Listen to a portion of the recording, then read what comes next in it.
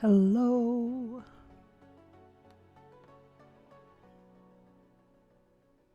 Tuesday through Saturday. So,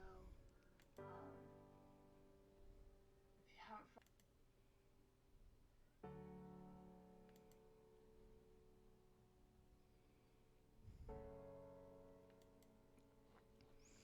I am going to take a second because I forgot to change the commands again, as usual.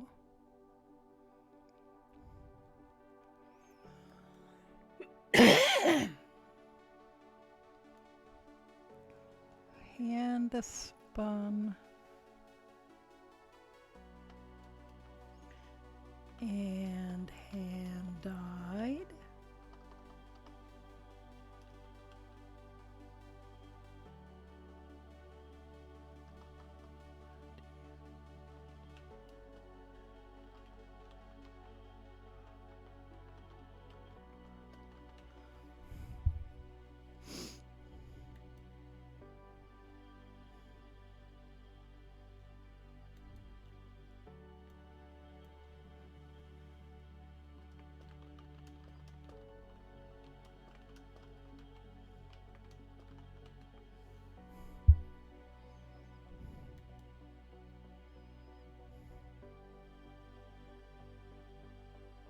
Okay, I think that's everything.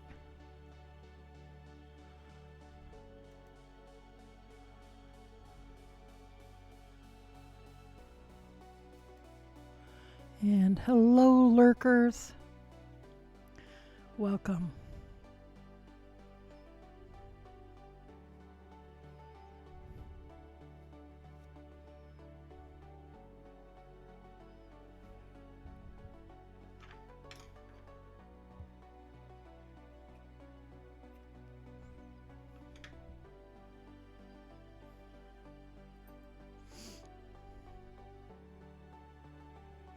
Hey, how are you doing?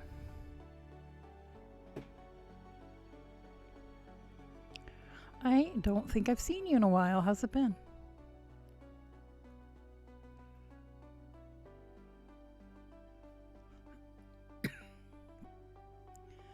Okay, I need to take a quick peek at my mitten cheat sheet here. Okay, so 12.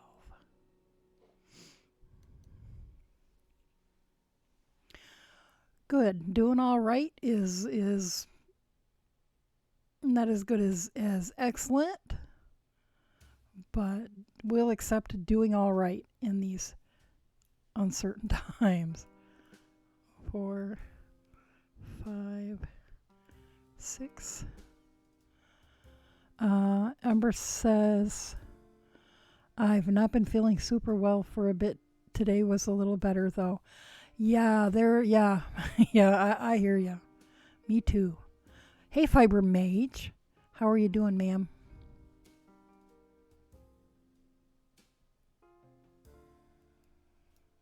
Seven, 8, 9, 10, 11, 12. So I had dyed. I had some of the dyes from Nightmare Before Christmas from that colorway still mixed up, and I needed to use them up because they'll get mold. They'll grow mold. And so I need kid mittens. So I took a skein of the Dorset Polypay that I spun in the last couple of weeks, and I love how the colors. The yellow is maybe a little more orange than I would rather it be, but the purples came out much more the way I expect them, which tells me that on both the fin roving and the Peruvian mountain wool sock yarn, that those both do not take the dyes quite as vibrantly. And this Dorset Polypay does beautifully. And it feels like It's going to be very excellent for mittens. Good woolly mittens. Fibermate says in pain, but otherwise pretty good. God, there is just so much of that going around. I hope you feel better.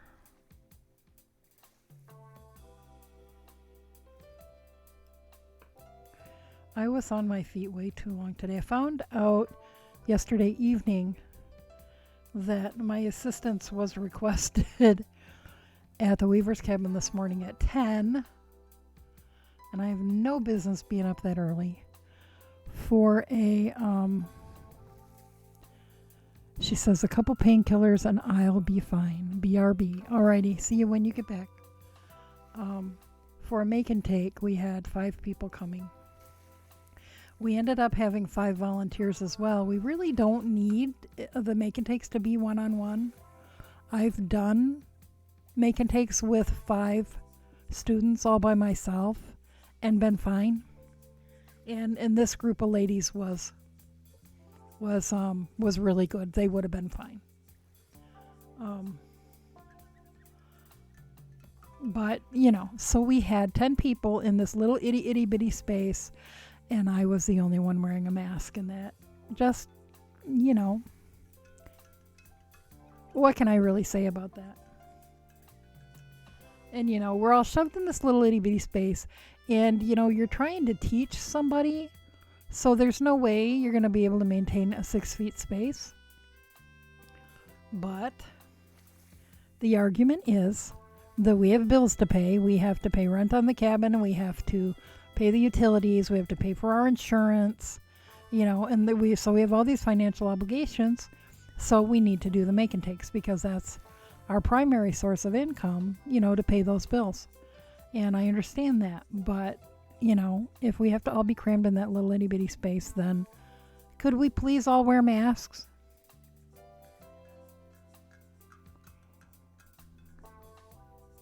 So that's my rant for today.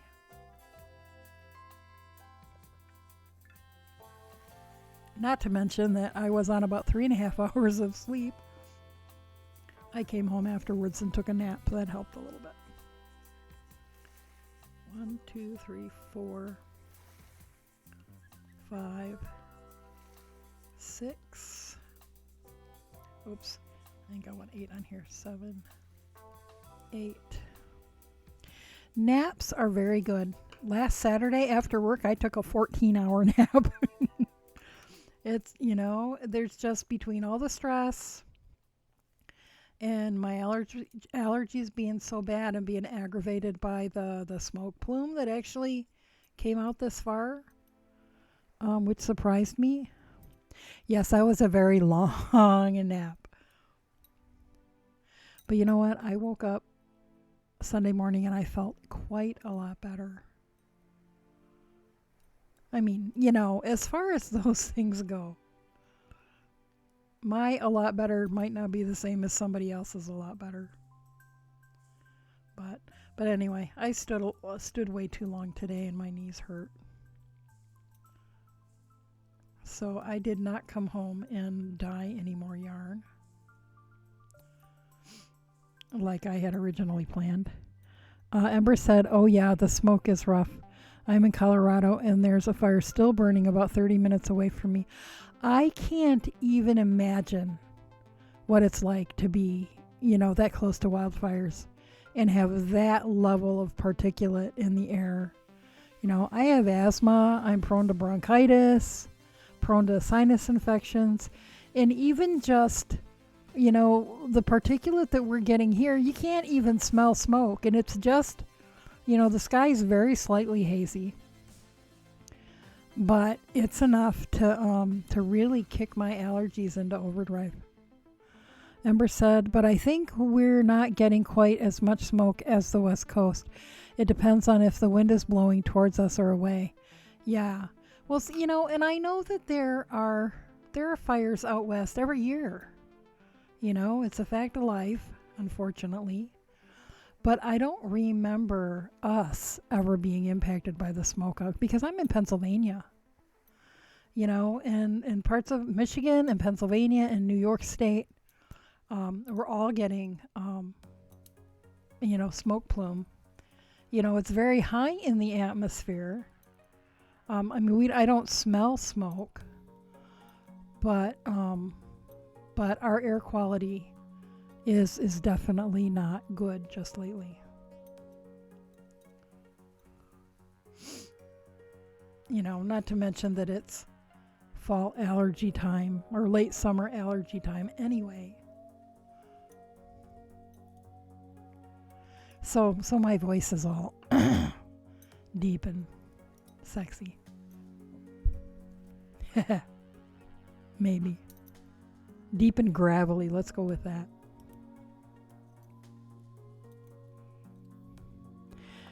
Ember says, yeah, I have a friend who's struggling a lot right now. They have a lot of health issues and they're not able to leave their house lately. They have a nice HEPA filter, I think that's what they called it, which helps them. Yeah, I have a friend in, where is she? Corvallis, Oregon, who hasn't been able to leave her apartment. She has to take the dog out, because, the dog needs to go out. But, apart from that, she has not left her apartment in, I don't know, a couple of weeks. It's a good thing that these days you can have groceries delivered and stuff.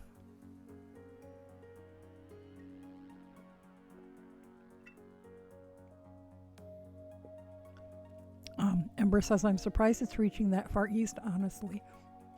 Me too. Like I said, I don't recall ever being told that we were being impacted by it before. So I'm assuming it's a combination of, atmospheric conditions in general and just the sheer volume of fires.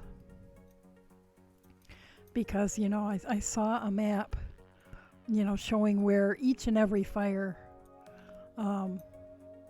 currently is, and pretty much the whole West Coast, the whole western portion of the United States is burning.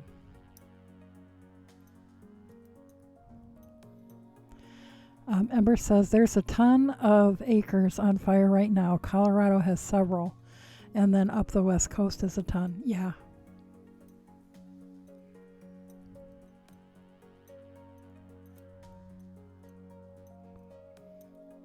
And we just don't get fires like that out here. I think that everything is just too wet. But, we have lots of state forest and national forest in this part of the country. But I just don't ever hear about fires like that.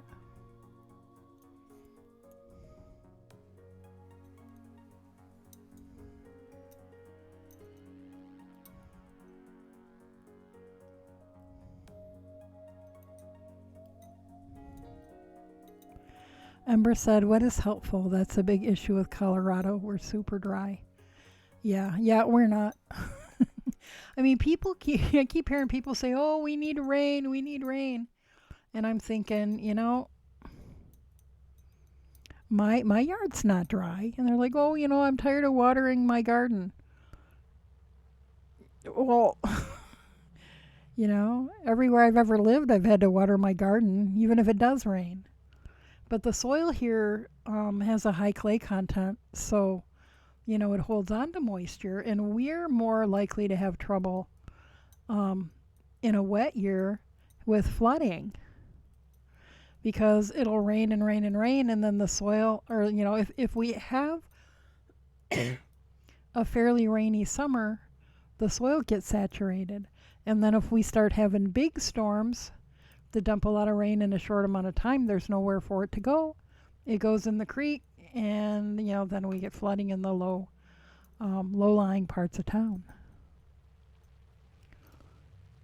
Ember said, I grew up down south. We never had issues with fires or anything. It was way too wet. Yeah. Yeah, I grew up in Norfolk, Virginia. And, yeah, wet. Very, very wet. Swamp. Norfolk is built on swampland. I don't know what they were thinking. Well, yeah, I do know what they were thinking. Excellent location for a harbor. we'll just base our Navy here.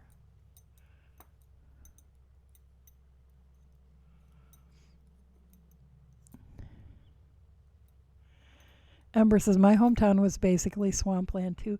Yeah, the Southeast has a lot of that. Lots and lots of swampland.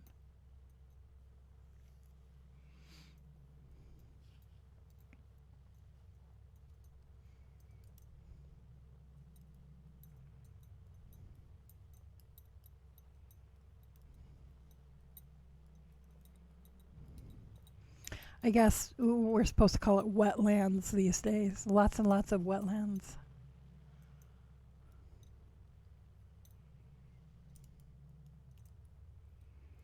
Ember said I lived like 30 minutes or so from one of the biggest swamps in the south. Which one? Can I ask? Is it okay to ask which one? I know the Dismal Swamp was near Norfolk, but that's the only one I remember by name. There's the Okefenokee Swamp, I seem to recall.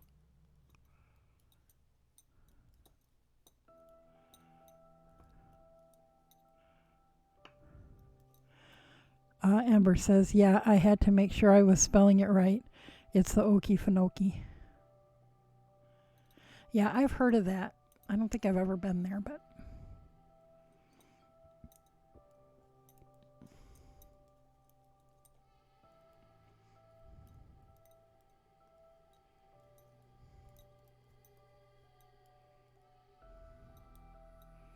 welcome back, Fiber Mage. How's stuff been going? Is school going okay and stuff?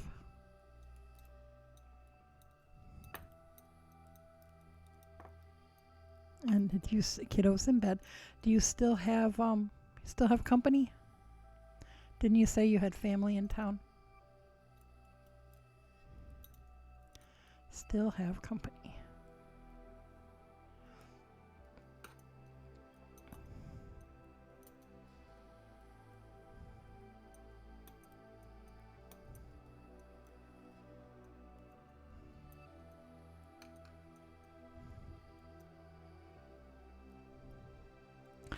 Oh, she started back on campus on Monday. I hope that goes well. My stepdaughter's been going 2 days a week and then the other 3 online.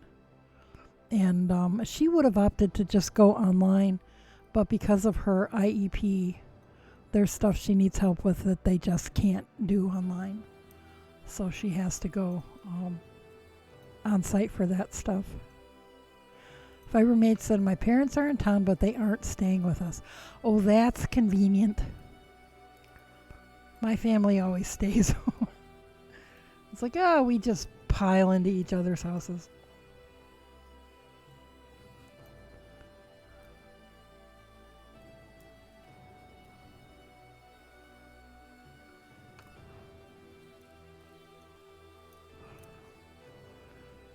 Although we've talked about, like, the next time we go up to visit my family, staying in a hotel. Just so, because otherwise we're sleeping on people's couches and it feels like you're in their way and there's no privacy. So we thought maybe we'd get a room. And then we can spend time with them and then leave and, go do our own thing, and they don't feel like they have to entertain us all the time. We thought we were going to do that this summer, and then quarantine happened. Because we haven't been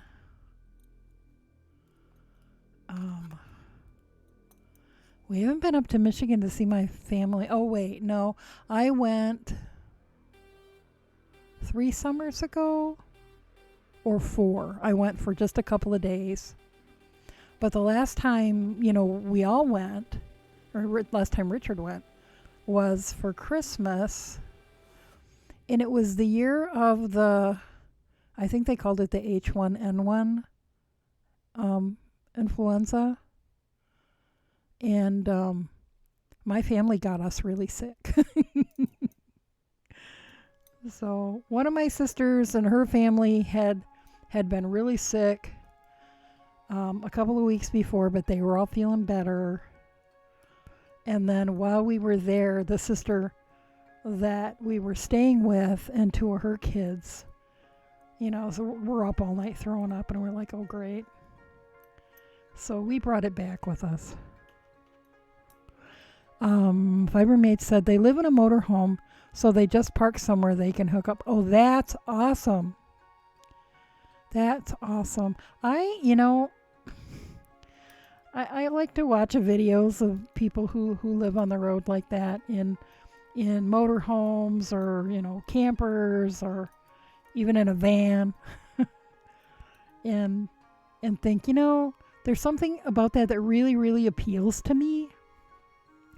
But then I remember all the looms and spinning wheels and jars of canned goods that I have. It's like, maybe that wouldn't work. Unless I had a home base, and even if my home base was just like a building where I could have my larger equipment, and it could be like, my studio space / storage space. So I wouldn't have to sell everything I own. But I don't know that Richard would want to do that. So then, then my next thought is, well, I could just renovate a van or get a small camper. And then when I go, visiting friends or whatever, then I wouldn't have to get a hotel.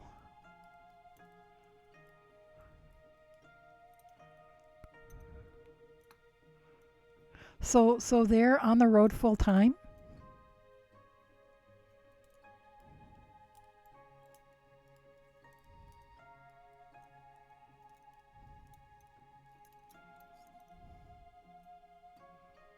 And my stepdaughter wants to do that too. She wants to renovate a van. I'm like, honey, you got to get your driver's license. You can't go out and explore the country in your van that you live in if you aren't legal to drive. Yeah, well, that's so cool.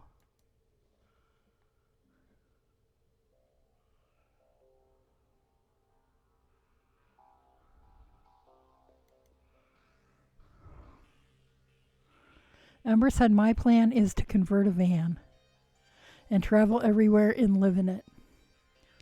Yeah, and Anya says that I said, well, you need to figure out, I am supportive of this. I'm not going to try to talk you out of it, but I am going to badger you about making sure you have a plan for what you're going to do about money. And she said, oh, I'll just, when money starts getting low, I'll stop somewhere and I'll get a job and I'll stay there for a little while, save up some money, and then get back on the road. And I was like, well, okay.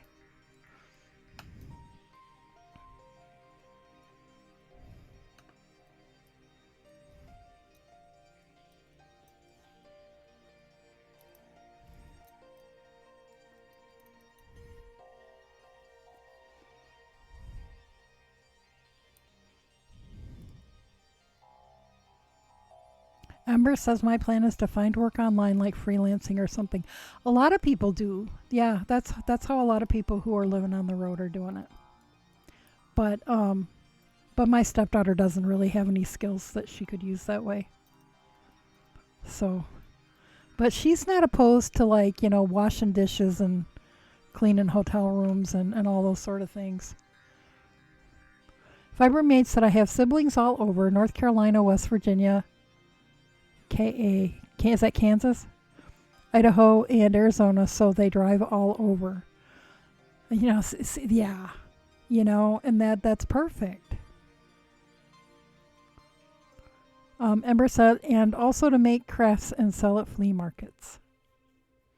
I would probably, I'd be retired, but my retirement income isn't going to be very much.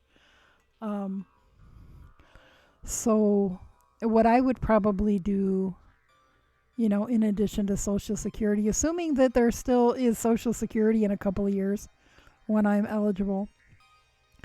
Um, I would probably continue to spin and weave and knit and, carry a small loom with me, a table loom, um, and then from time to time come back to my home base, weave a bunch of stuff on the bigger loom, and then, just sell stuff online, maybe do some shows, but then I'd have to carry all that show crap around with me, all the easy up canopy and all of the grid wall and all that kind of stuff.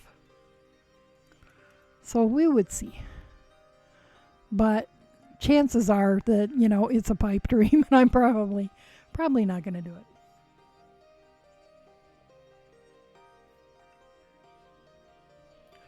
But even so, it's a fun fantasy.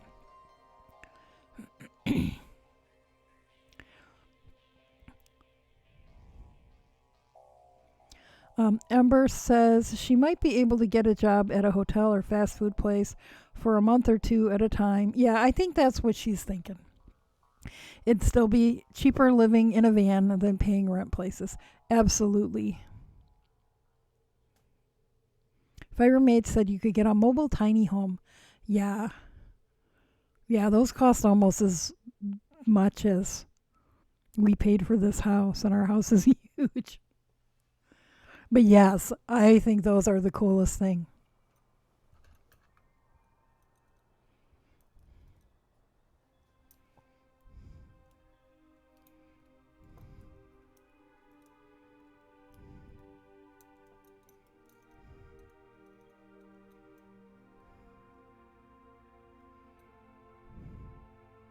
Ember said I'm going to head out for the night, actually getting a little sleepy. Alrighty. She said, and my kitty wants to cuddle, haha. Well, yeah, you gotta cuddle the kitty. Good night. Thanks for coming and hanging out. It's nice to see you.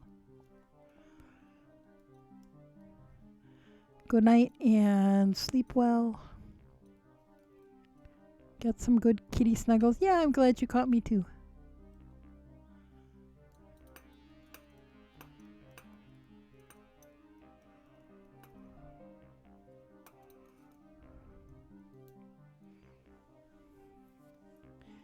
Good night.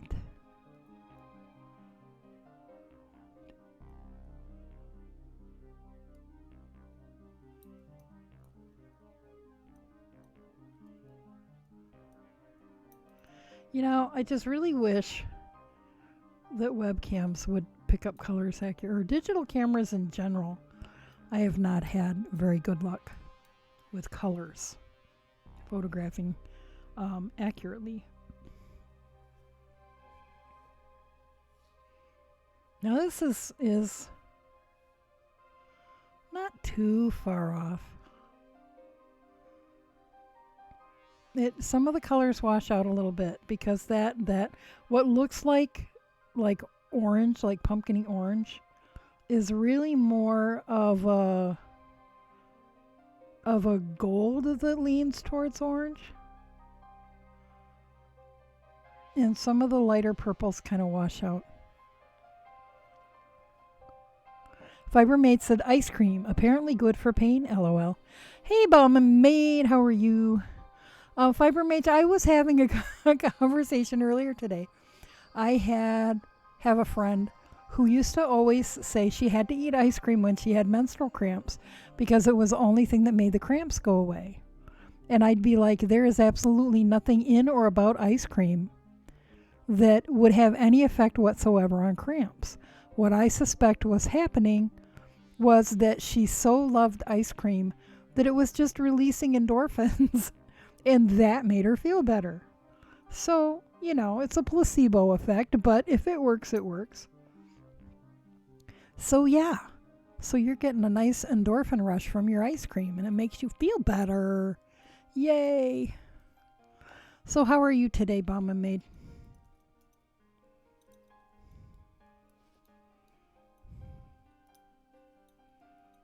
Bomba Maid said, I'm good. Got the kids in bed and now it's quiet. Yay. It's pretty quiet here too. Anya just came home from work and went to bed. She said she went to school this morning on 2 hours of sleep, was home for half an hour, and then went to work and just got home maybe 20 minutes ago. No, just before I started streaming. So she was going right up to bed. Richard's up in his office watching the protests in Louisville. And the housemate went to bed a little bit ago, so it's the cat and me, and I don't know where she went. She was laying right here and didn't want to get up when I needed to start streaming. So she's probably offended because I made her get up.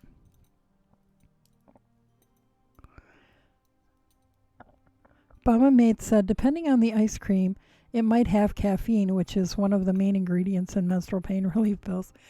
I'm pretty sure it was vanilla. Just plain old vanilla. How many rows have I just counted these and I have no idea. I need to do some mindfulness meditations because I can like count my rows and not have any idea how many I counted.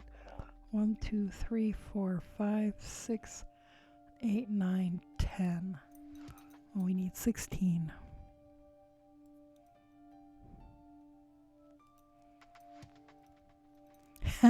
Fiber Mage said, I think of Avatar every time I see you now, lol.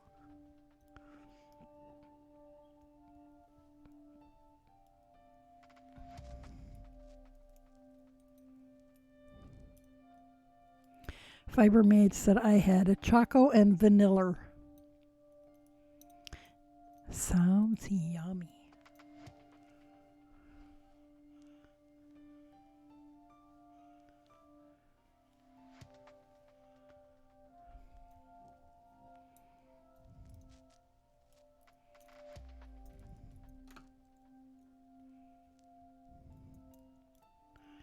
So you'll notice my lovely paper towel surface that I'm knitting over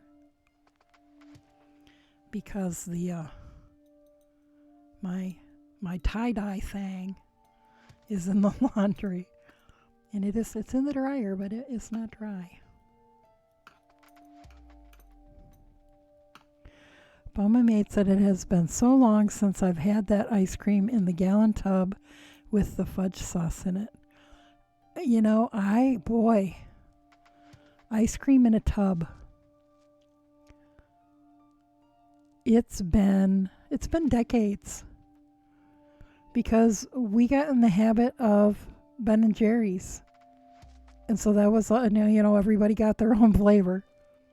And now Richard hasn't been, and Anya gets her own ice cream, and she just gets the quart cartons of a couple of flavors that she likes. Richard hasn't been into ice cream, and if I get ice cream, I usually get Talenti. But the gallon tub of something with a swirl in it sounds really good. And then I could use the gallon tubs to make soap in and stuff. I have to keep it in the basement freezer though because there's no room at the inn in the upstairs freezer.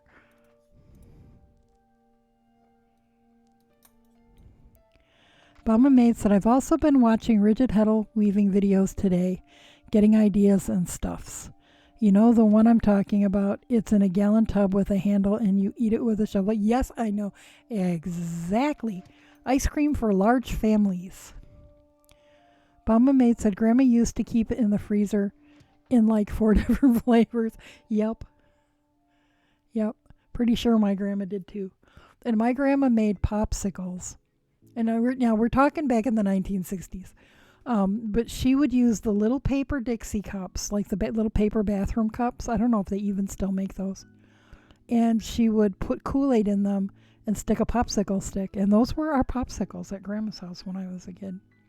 We thought they were heaven. And the ginormous tubs of ice cream.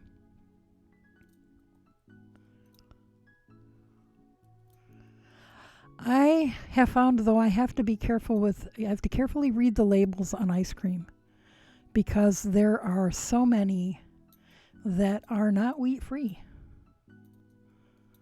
And anymore, all the flavors like that my local grocery store carries of Talenti all have gluten and crap in them because they all have, cookie chunks or whatever. Obama Maid said those buckets are handy as heck too. Oh my goodness, Beanie Bird! I've been wondering how you are. But yeah, Obama Maid, I could use a couple of those buckets. They'd be really good for like soap making or soaking small quantities of wool or whatever. Obama Maid said, yep, I actually have those popsicle molds for the kids and the silicone squeeze pop molds from IKEA. I need to get the silicone squeeze pop molds because Richard does like, he calls them popsicles, but they're the squeeze pops in the plastic and you cut the top open. And I bought some on Amazon that they're just like long skinny Ziploc bags meant for squeeze pops, but they leak. So I had filled a bunch of them with grape juice and put them in the freezer and they leaked all over the place. So I should get him the silicone ones. Mama Maid said, I'm afraid if I get that ice cream, it won't be as good as I remember it. It probably won't. Partly because things just tasted better when we were kids, and partly because they changed stuff and it's not as good. Beanie says, I'm doing better. How are you all doing? I'm doing okay. Okay is about the best I can claim these days. Fiber Maid said when hubby was in college, we would have a large group of guys over every week to play video games. We would all pitch in and get one of those buckets, and then we'd eat the whole thing, like 10 to 12 guys plus us. Well, that doesn't sound like each person got very much ice cream. But my maid said, sounds like an awesome party.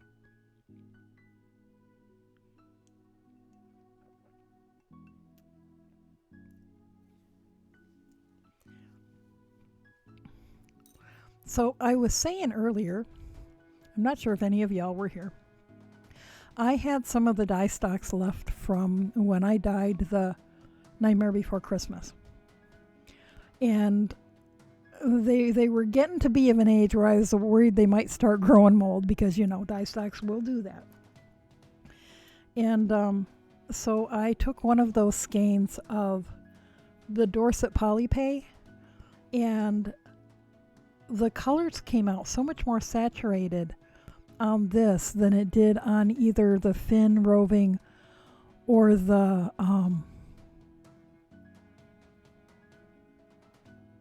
what's that sock yarn that I got? The Peruvian Mountain Wool. This took the colors so much more saturated. So now I know Dorset Polypay dyes very well. Fiber Maid said, it was fun. I miss it a lot. It's like, yeah, how come we have to grow up? Do adult stuff. But you know what? You guys could still do that. Could still have, gaming buddies over for an evening on the weekends and pig out on ice cream.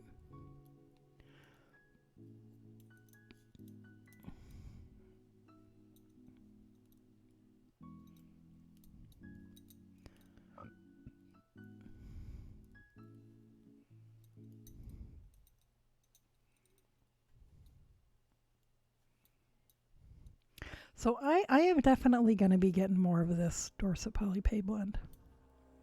Even if I just use it for myself to knit, mittens and things to sell.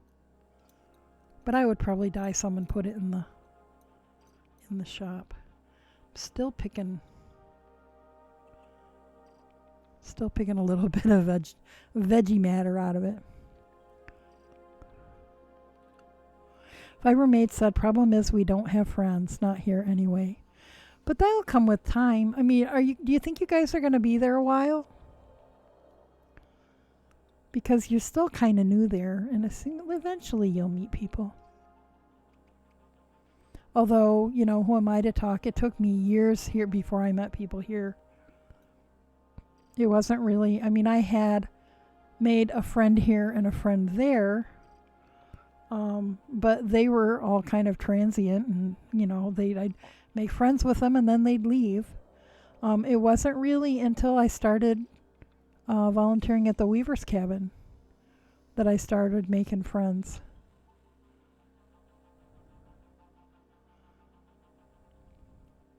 Bauman Maid said, I sat and spun on a teensy spindle while my oldest took the opportunity to explore every single distraction from school today. Now, was that at the park or was that not today? Because I remember there was something about taking a spindle to the park. Fiber Maid said, and the Rona makes having parties too. Oh, yeah. And I always remember that that's relevant in my life, and I forget it's relevant in everybody else's life. Mama Maid said, yeah, can't share ice cream. Cooties. Fiber Maid said, we'll be here probably the rest of our lives.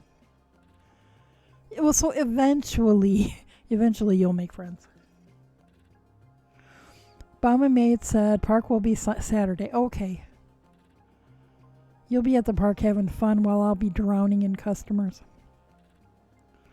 But apparently, all of the hordes of people in town last weekend spent tons of money at the Weaver's Cabin. And some of the things they bought were mine. So I am fresh out of all the kid hats I had there. I had pumpkin hats, apple hats, and kitty cat hats. So I need to make more. Fibermate said I was born to be a party mom. Love being the host for house parties. Nice. Birding Mom said, hello, everyone. Hi, Birding Mom. How are you doing?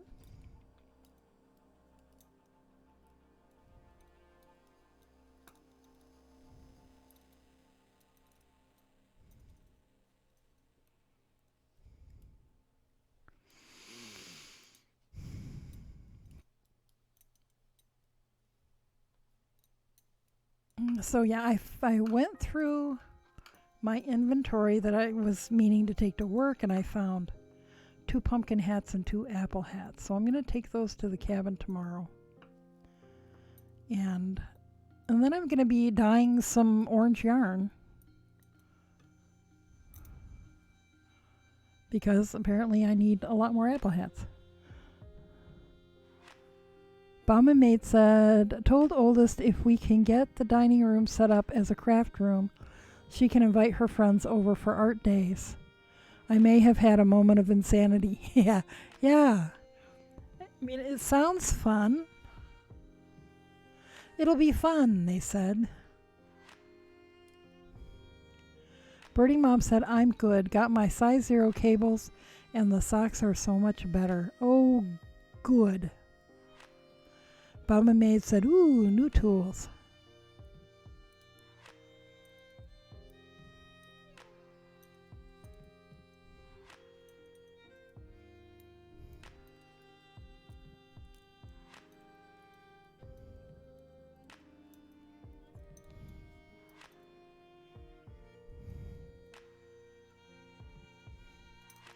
Okay, where are we? 1, 2, 3, 4, 5, 6, 7, 8, 9, 10, 11, 12, 13, 14. 2 more rows.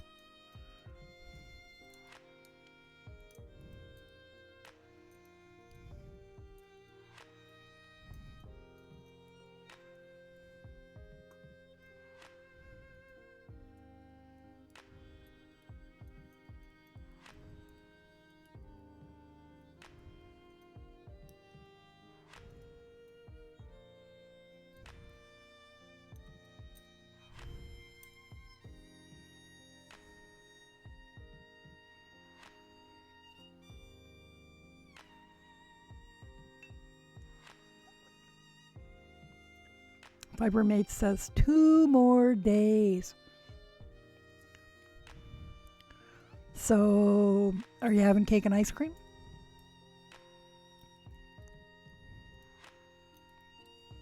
Doing anything special?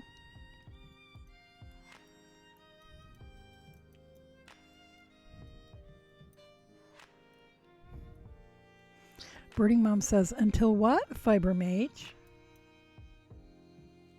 Fiber Mage says, I'm having a party.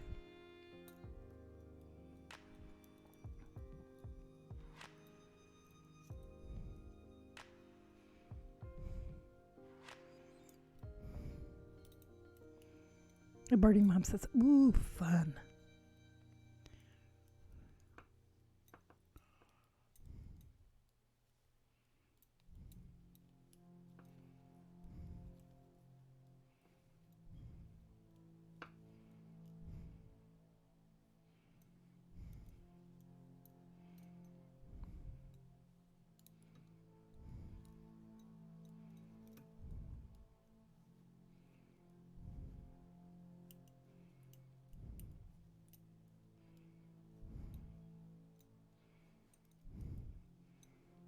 Birding Mom says to Bomb and Maid, if you think the kids will be messy, you can set up a temporary art table in the garage.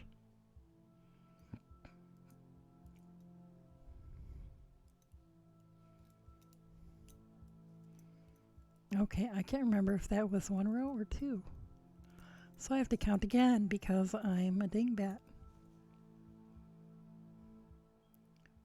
1, 2, 3, 4, 5, 6, 7, 8, 9, 10, 11, 12, 14, 15. One more.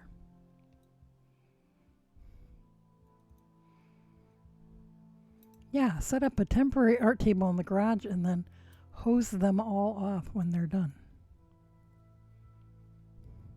Mama Maid said, oh, I do that in the yard, easier to wash away. And there's no room in the garage. Oh, right, because Husbeast has project cars, right?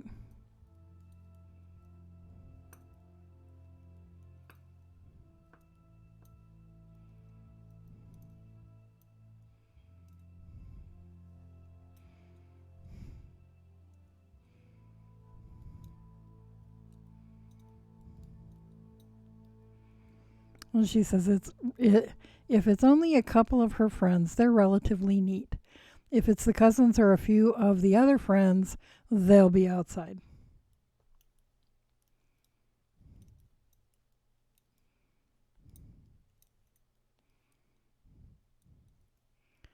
Yeah, so I set up the dining table out on the back deck several days ago because, nice weather all week.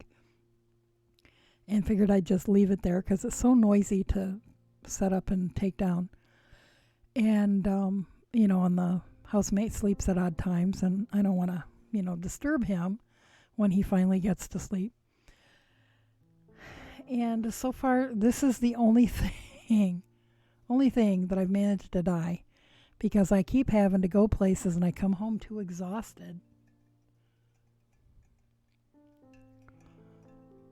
Bum and Maid said, so for the neater friends, I'll just throw down a drop cloth.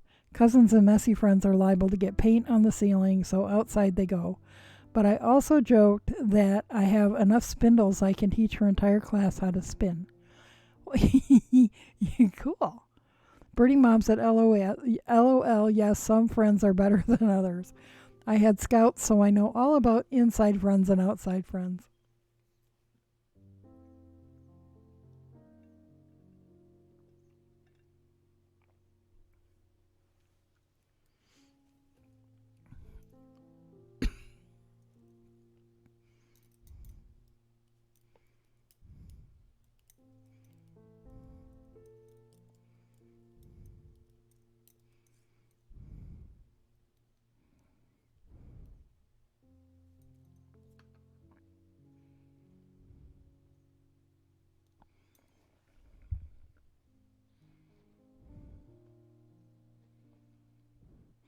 Fiber Maid says, hubby has 2 family members who have birthdays this week, so they are throwing a party for everyone on Saturday.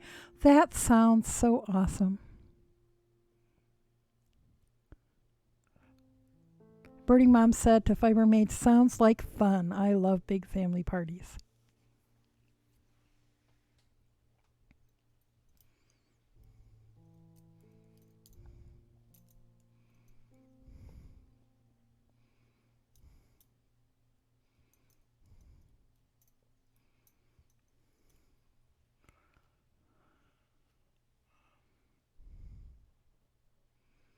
Okay, so what are all of y'all doing tonight?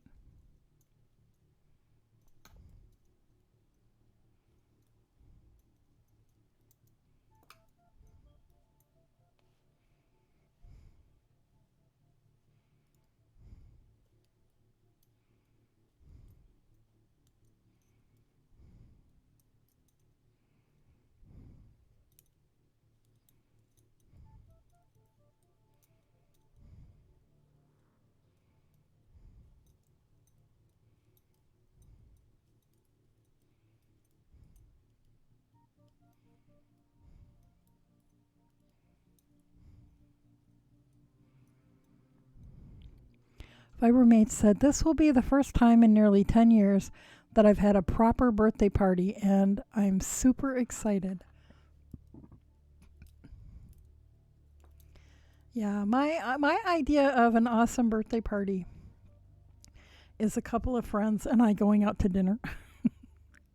Burning Mom said, "I am knitting on my cat boardy socks and ignoring my knitting homework for the weekend." You go. Fibermate said, "I'm knitting the Raven's Land shawl." Ooh, I'll have to look that up.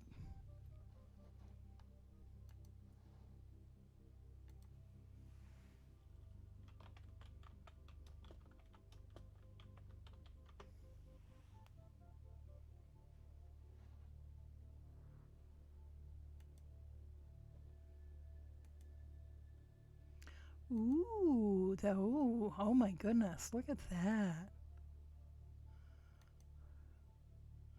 That's a lot of lace. That's lovely. What color? What color are you doing?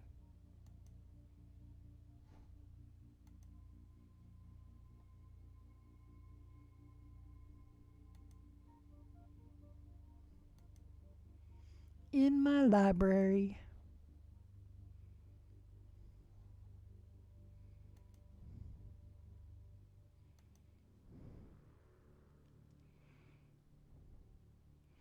Thank you for the link.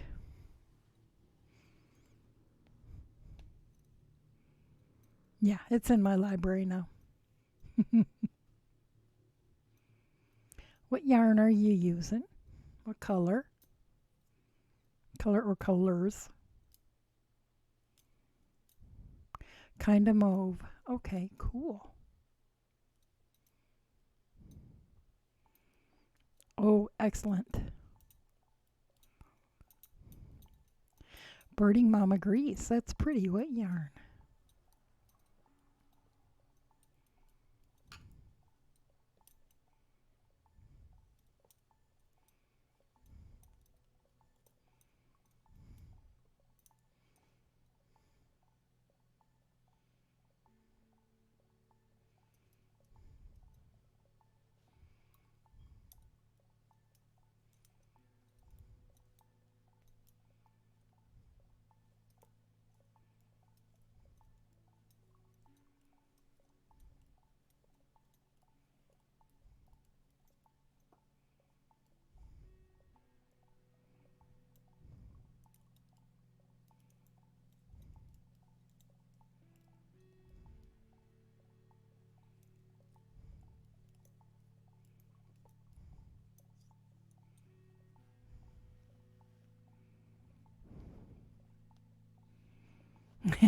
Bama Maid says, "In the library with that one."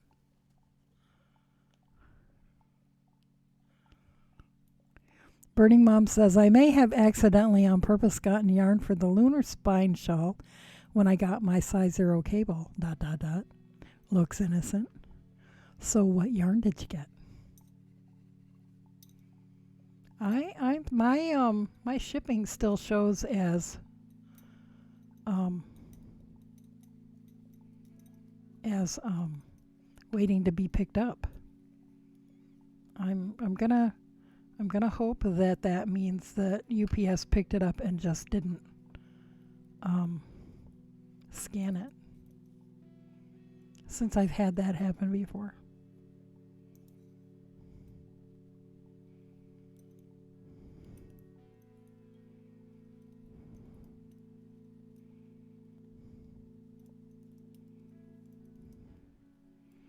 Fibermate says pics posted.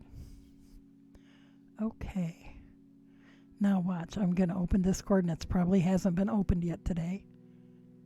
Of course it hasn't. It's supposed to open when I start the computer.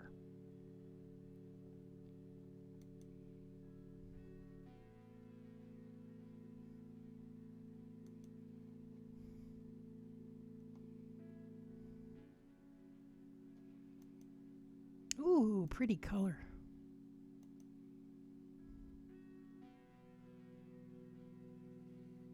So it's a locally dyed yarn. Nice.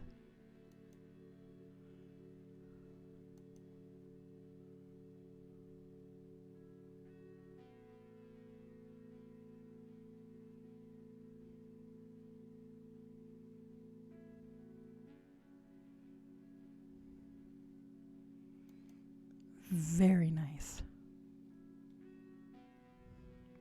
It says Yarn Mage is typing. Are you still typing, Yarn Mage? Oh, maybe not. And there she is again.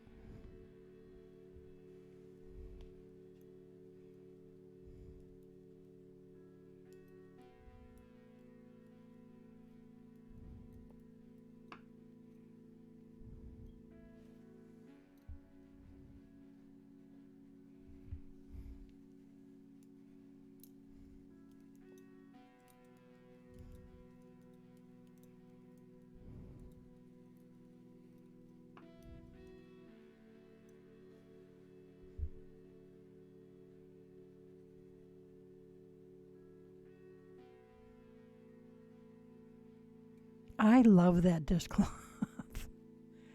Has beautiful colors.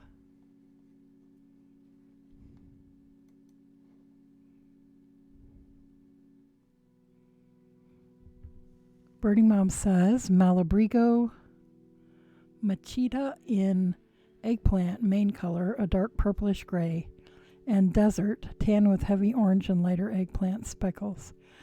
Ooh, that sounds lovely.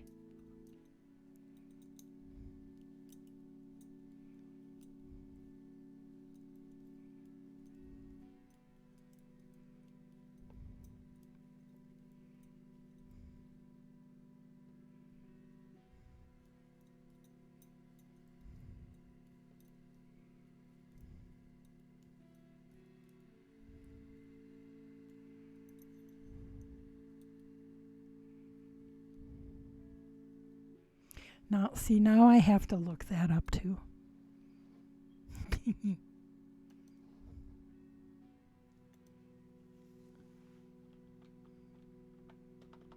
Yeah, boy, it sure helps if I start with my fingers on the right keys.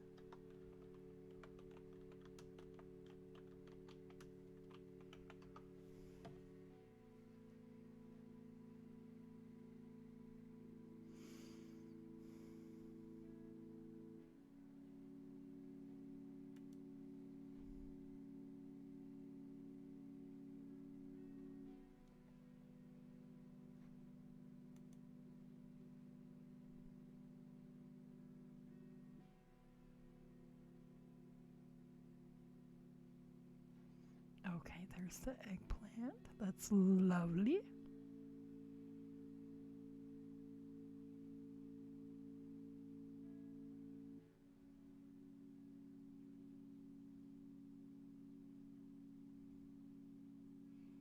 Wow, that comes in a lot of colors. Okay, I missed the other one.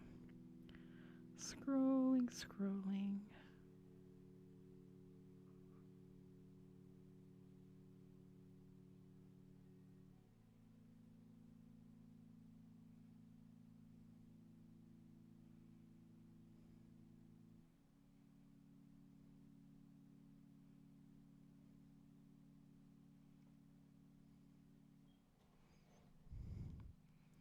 Okay, so the other one was desert. I'm not seeing that. Oh, maybe it's just this website.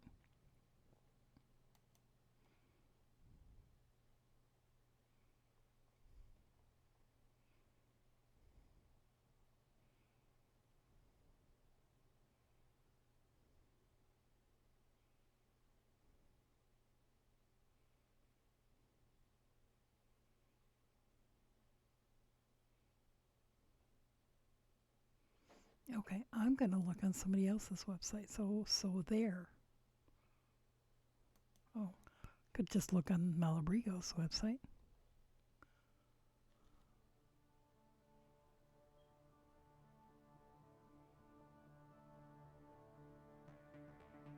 Desert. Ooh, yeah, that's gonna be awesome. Absolutely awesome.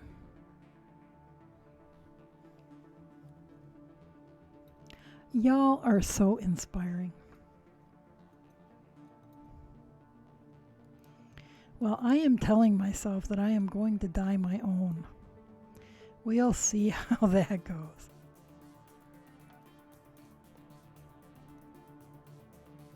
But I think my moons are going to be undyed. Fibermaid said my mom picked it out because I'm making it for her as a gift from my sister-in-law's mother. Oh, nice. It is a lovely shawl.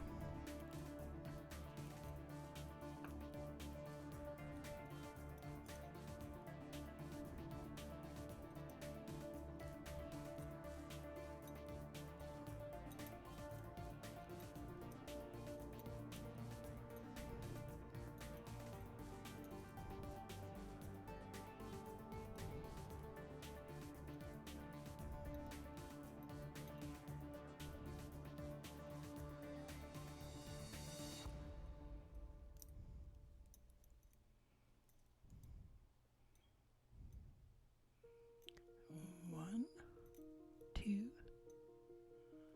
three.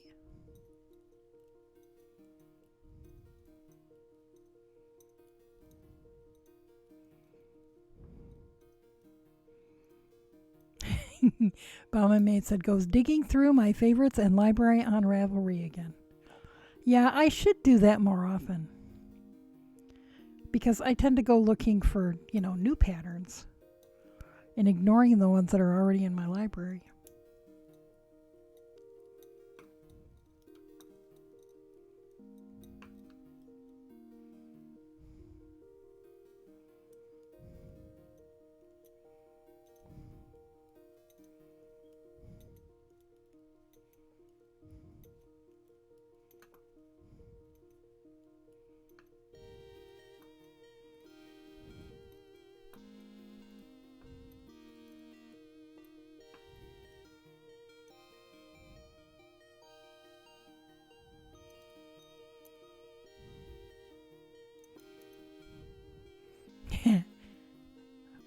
Birding Mom's laughing at me.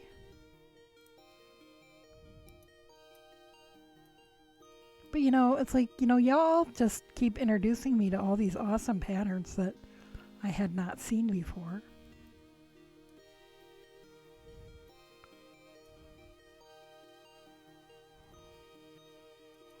Okay, what's going on back there? That's what's going on back there.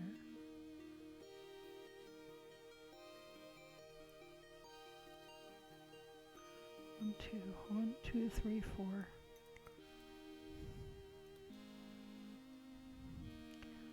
5. Burning Mom said that's one of my annual New Year's resolutions. Using yarn from stash and patterns that I've bought works as well as that waist loss exercise. I think that's a much better idea because the weight loss exercise thing doesn't ever really pan out.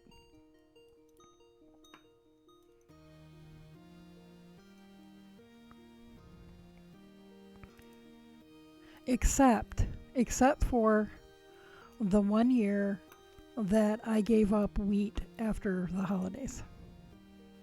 And it changed my world. That's the only time the whole cleaning up the diet after Christmas ever helped.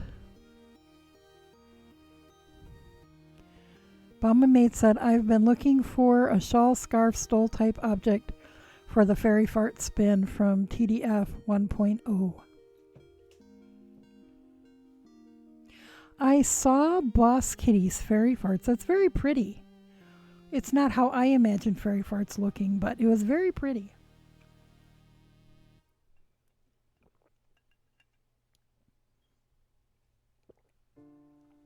I liked it very much.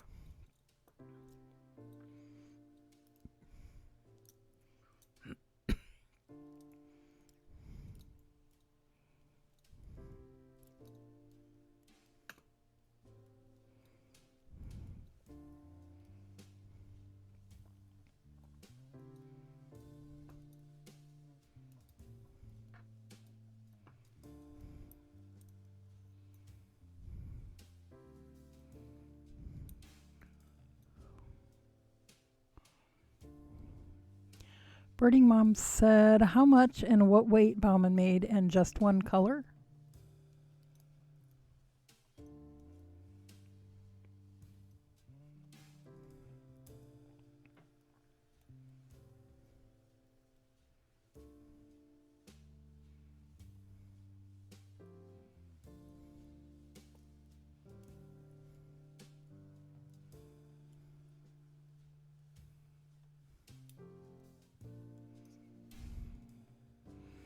Veggie! How are you tonight, Veg?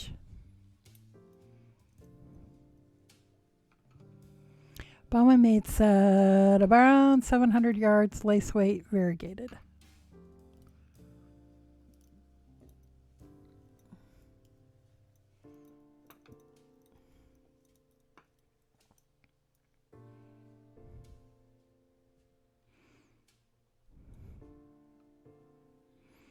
Veggie says, I have royally messed up my sleep schedule. Good morning. Yeah, I'm hearing ya on the sleep schedule. Bauman Maid said, I'm actually looking at golden fans right now because how much yarn used depends on how many repeats. Pardon me. How many repeats of the pattern you do. But it's a paid pattern I haven't paid for yet.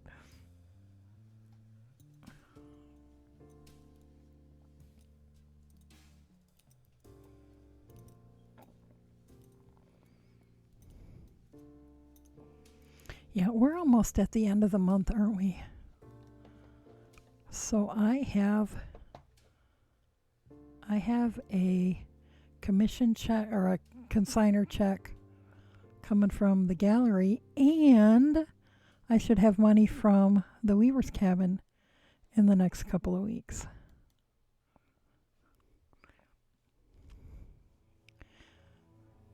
Birding Mom says Shannon Squire has a number of shawls for one color variegated. She is a designer that works a lot with knitted wit.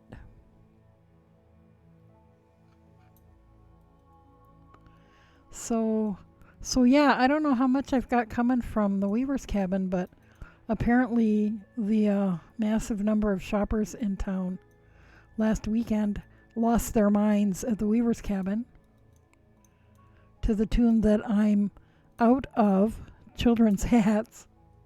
And apparently somebody bought a cheap synthetic scarf that I had woven a number of years ago. That's been hanging out there for a while. But all of my pumpkin hats, apple hats, and kitty hats are all gone. So we can see what I'm going to be doing as soon as I dye the yarn for those.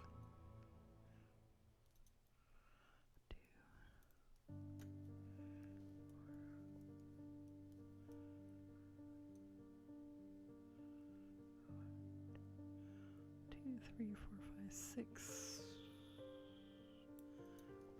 7.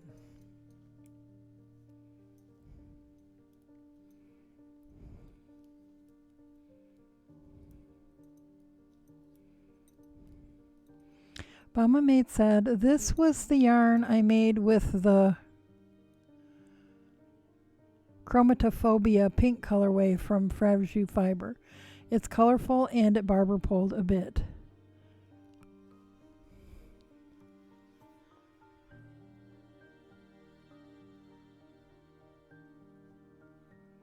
Birding Mom says, Bird Spam Bot, join our Advent Swap. Details and signups in the Discord. Signups close soon at the end of September. And Discord.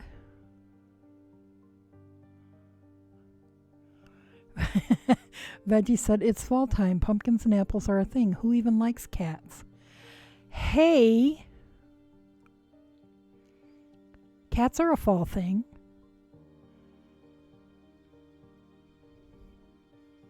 You know, Halloween, witches, familiars, stuff. Birdie Mom looks sternly at Veggie. Oh, stop. My computer's opening windows of its own accord. Veggie says, I kid. And Birding Mom says, don't purple heart me, young lady. Sign up. Birding Mom does a good mom voice.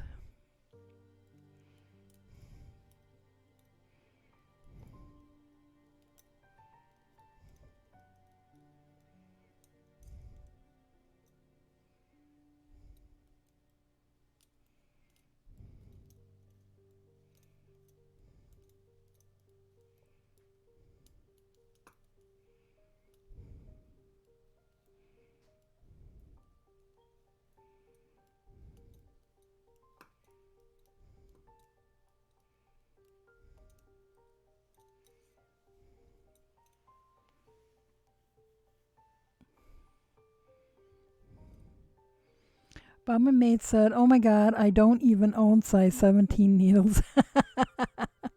But the flouncy looks nice. Veggie said, I felt the momness, and I think she even used my middle name.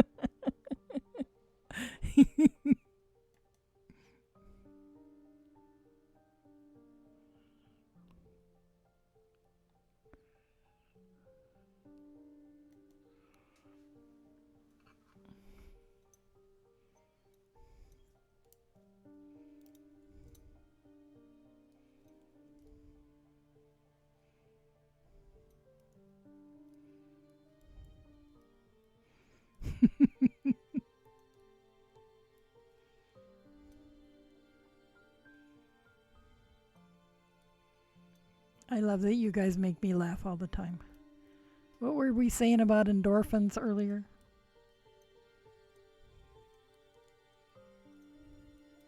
I'm pretty sure endorphins reduce my stress level. Veggie says, I will finally go through my stash, laughing my ass off. Fibermaid said, is it okay to ask how many have signed up so far? Yes, it is.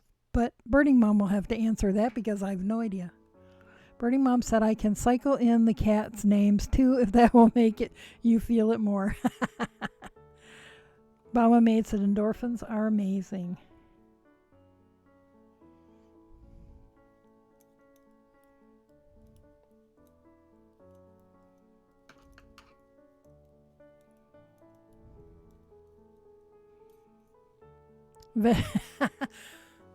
Veggie says endorphins make you happy, and happy people don't kill their husbands.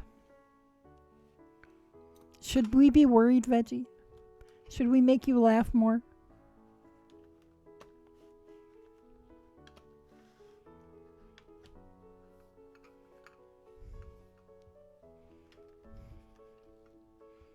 It's my temporary dark surface coverer.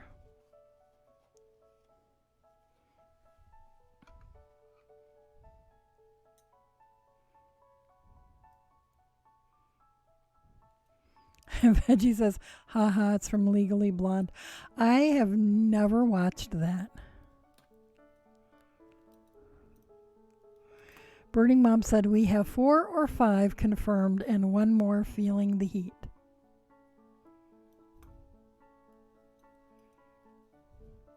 Would that be Veggie who's feeling the heat?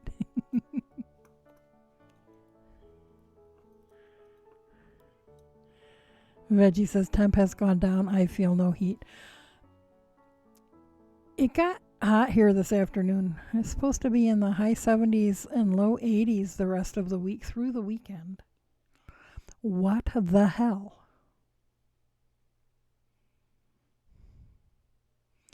I was enjoying the fall weather. It said, have you signed up for the yarn swap yet? Fibermage has.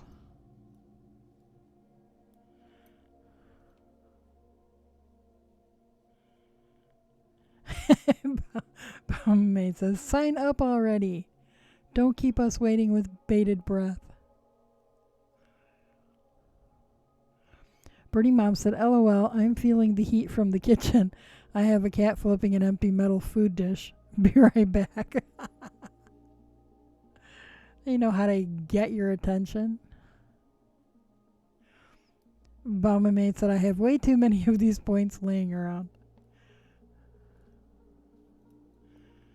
Veggie said, my Alaskamo self is happy it's a little like fall way before December.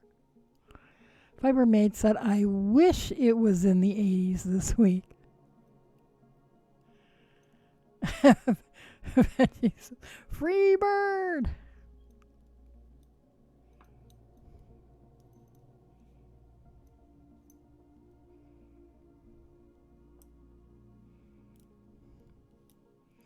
Yeah, I can't sing Freebird. I don't know all the words.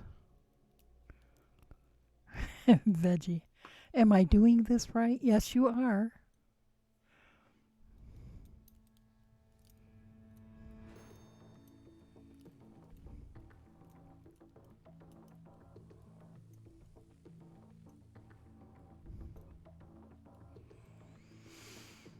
And Veggie says, also, Fiber Maid said it's going to be over 100 for the next 10 days. Oh, man, I am so sorry. Veggie says, Stairway. I might actually know all the words to that one. Bama Maid said the whole song is just Freebird over and over. No. Not unless you were going to different concerts than I was. Or taking different drugs at those concerts than I was. That could be it, actually.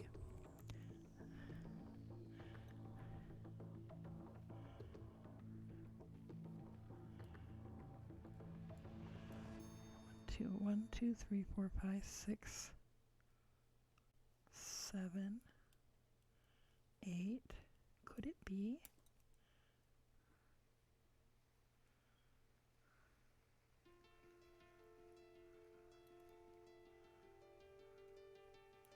Nine.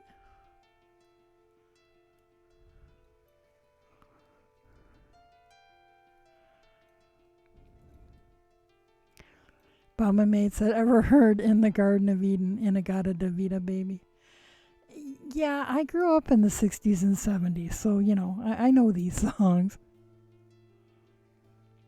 And according to Cheech and Chong, the 3 most played songs in the history of music are Happy Birthday to You, Old Lang Syne, and Inagata Davida.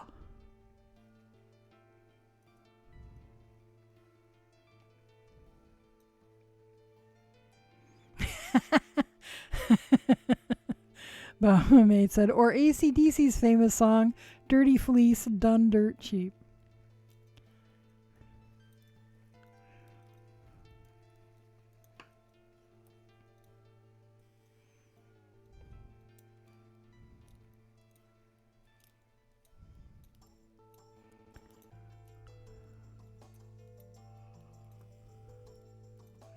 This mitten is growing. Much faster than last night's mitten. Although granted, that was a larger size. Or fingerless mitt, as the case may be.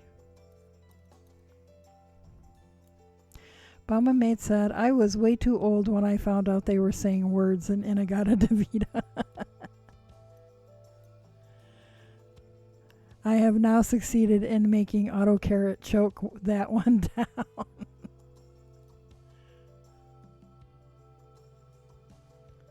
Okay, let me count these again. 1, 2, 3, 4, 5, 6, 7, 8, 9. Okay. So one more round.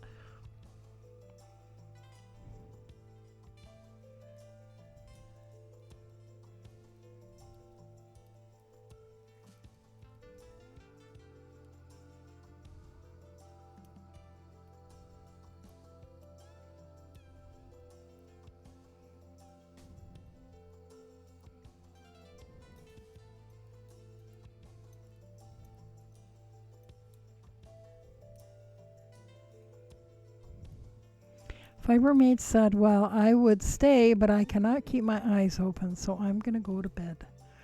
Good night, Fibermaid. I hope you feel better. And if we don't see you tomorrow night, I hope that your party is amazing.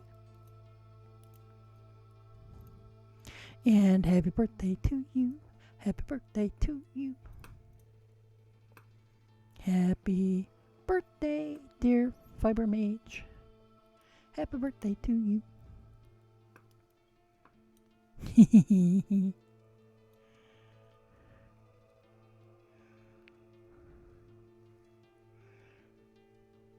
Mama Maid said, good news. I can get size 17 and 10 in Chowgu fixed circs. So that shawl is going in the faves. Night, Fiber Mage. Veggie says, cake day, coming over.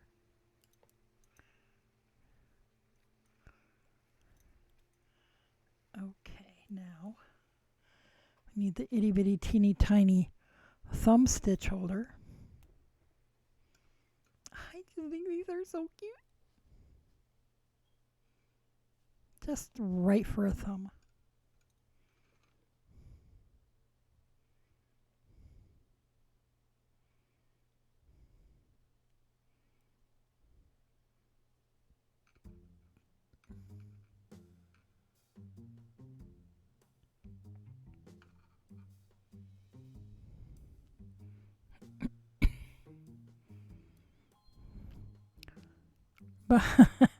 Bauman Maid said it's only a 2-day drive, totally doable. Well, if you leave now, you'll get there in time.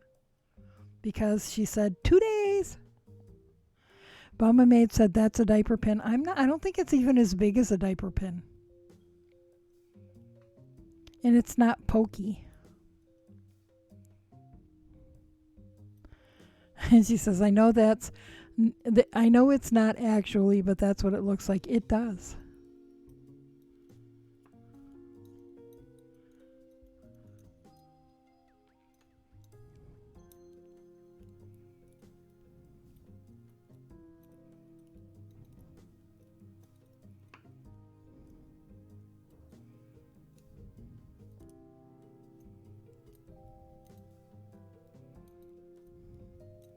Okay, I have to look at the cheat sheet again. I can't remember how many rounds I need. 14. That was my guess, but I was not certain.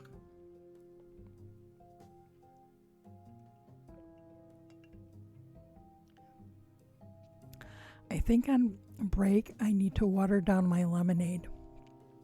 It's a little too tart. Mama Maid said by the time Tiny was in cloth, they had these fancy newfangled things for holding diapers on. That stretchy thing that goes across and has the like dagger cloth on it. I just made, when Anya was a baby, I made cloth diapers with Velcro. And then I got a snap press so I could put snaps on them. Mama Maid said, and every now and then I come across them in a drawer. I think to myself, I should take them to resale. And then I put them back in the drawer and forget until the next time I see them. Birdie Mom says, back. Just in time for the Pink Panther knockoff. No free bird for me. Mama Maid said, the stretchy Y thing, yeah.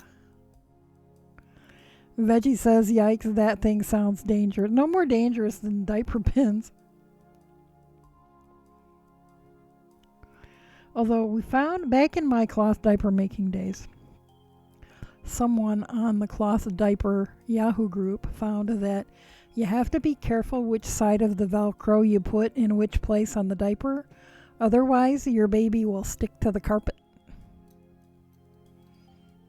Which, once they start scooting around, might be a good thing.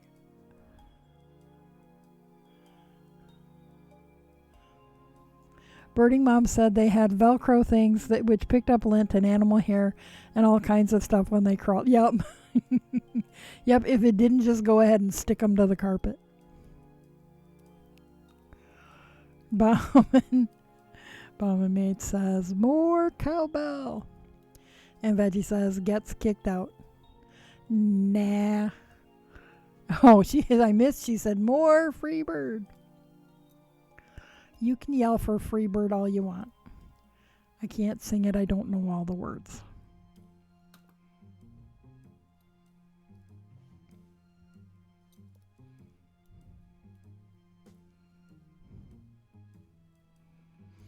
Mama Mate said, I liked the pocket diapers I used for her, though. So diaper folding duty was just folding a lot of rectangles.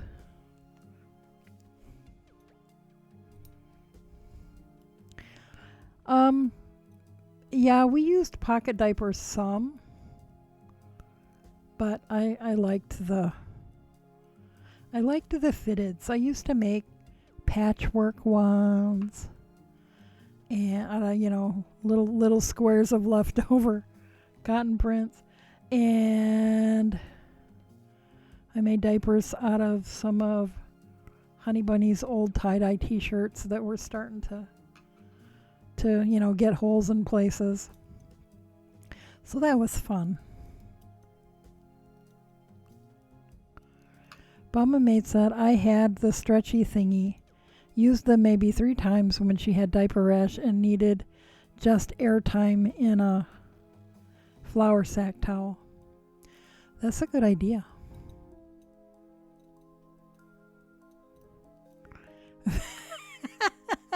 Veggie is on a roll. Seasons don't fear the reaper. Tink, tink, tink, tink, tink, tink, tink. Speaking of tink, I am at the part where the guy's son is, where she's basically babysitting the guy's son on her assignment. For the agency I keep wanting to call the FBI. And he's in the backyard playing with Jenks' kids. I haven't gotten much farther, as you can see. It's been... Oh, there's a cat chirping down by my feet. Hi, kitty. I think Richard has her shut out of his office because she pesters him.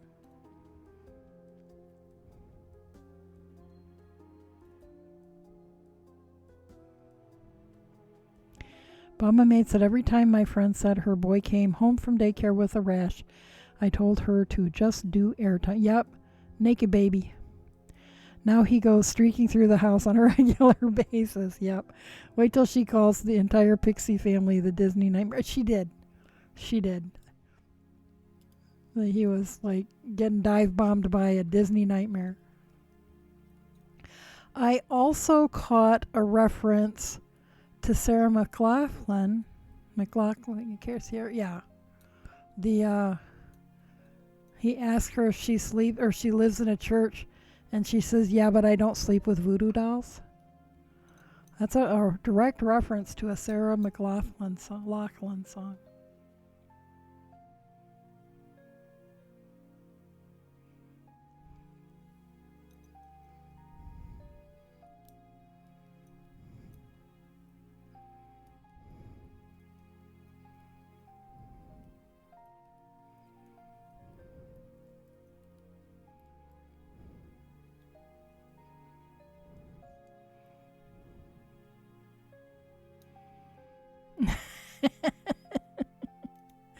Veggie says, I will remember this song forever. Mama Mate said at some point it comes out that Jenks and Metalina have 53 or 54 kids.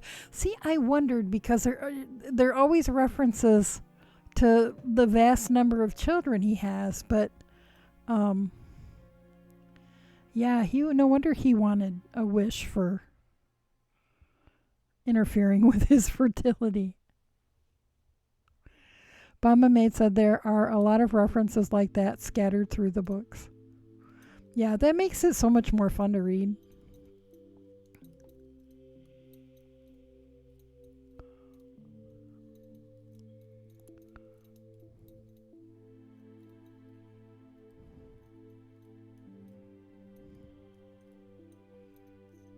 So pixies must not gestate for very long.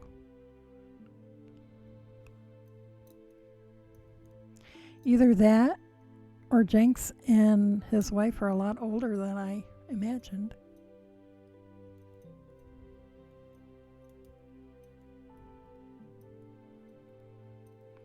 Mama Maid said that's actually not why he wanted the wish. Oh, isn't that what was implied though?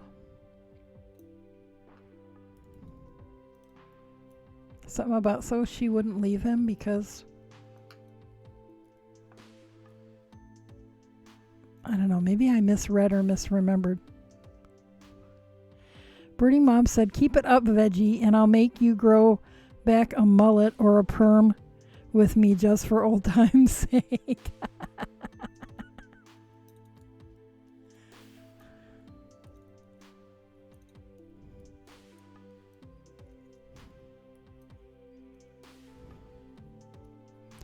I had a mullet in the late 80s. That thing was hell to grow out, let me tell you. Birding Mom said, LOL, pixies must not raise their own kids because you'd stop after a couple when you realized what you were getting into. Mama Maid said, pixies only have about a 20-year lifespan. Well, that's what I thought. And in the first book or two, I think he's like 18. So he and Metalina are getting very close to the end of their lives. I saw a reference to that somewhere, and that something that she's going to, I'm probably in the thread, something that she'll be able to do will lengthen his life somehow, or I don't remember the details, so it wasn't much of a spoiler. Oh, he wanted the sterility so they didn't have to worry about whether their kids would survive. They raised their own little foul-mouthed saints of parents.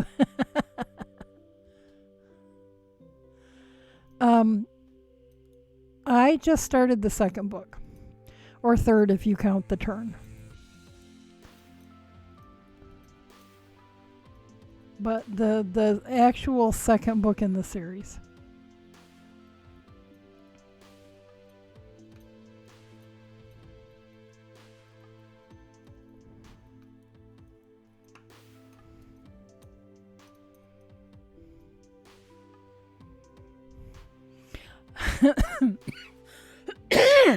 Veggie says, oh, super fast reading.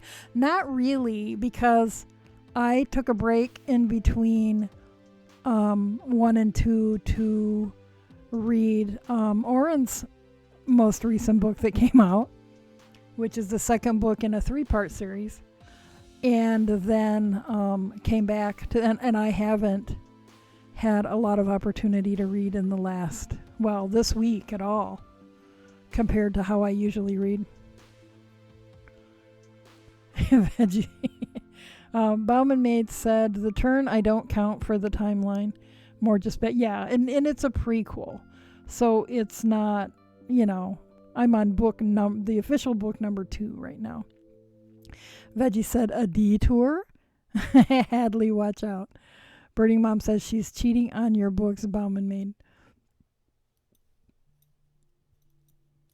I had to. I had it pre-ordered. What's the point of pre-ordering it if I'm not going to read it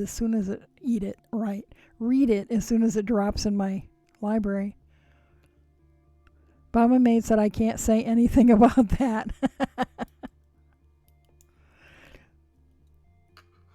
Yeah, I'm polyliterate myself. Polyliterate, I like that. Veggie says it was premeditated. Yes, it was.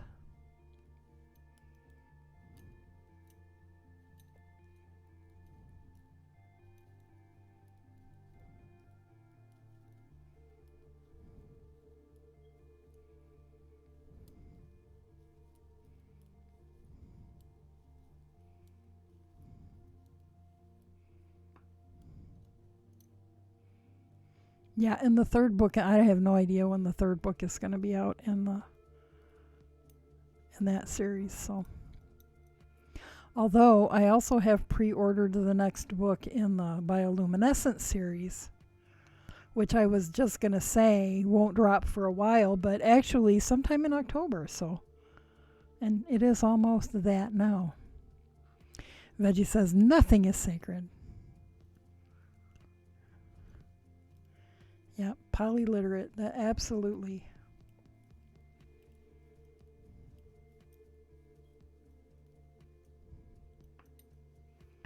Mama Maid said, "Is there a bridge in Michigan you don't like driving over?" Yes, there is.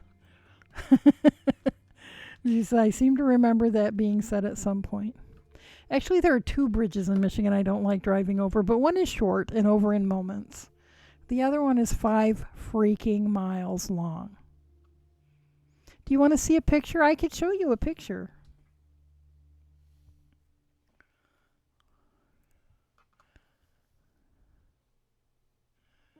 Why, are you threatening me?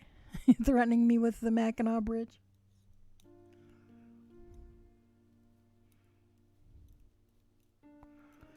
I say, bring back the car ferries. I'd rather take a car ferry.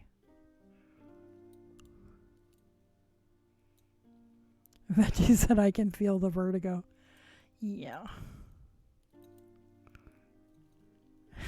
I want off. Bama Maid said, book 4 might get to you. Fair warning, it involves them. Seriously?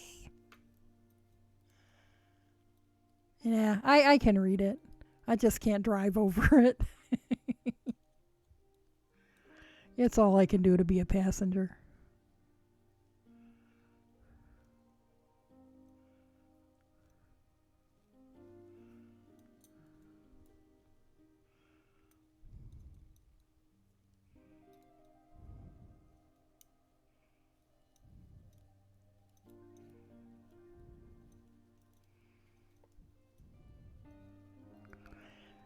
Veggie says, speak for yourself, lol. Okay, so by this point in the story, Detroit's non-existent, right? Or has it been rebuilt? Bama Maid said, I'm not kidding. I was reading it and going, oh, shit. Isn't that the bridge Snoring Cat doesn't like? Yeah. Did I ever show you guys pictures? Well, I can provide a link. And then anybody that wants to see it can look.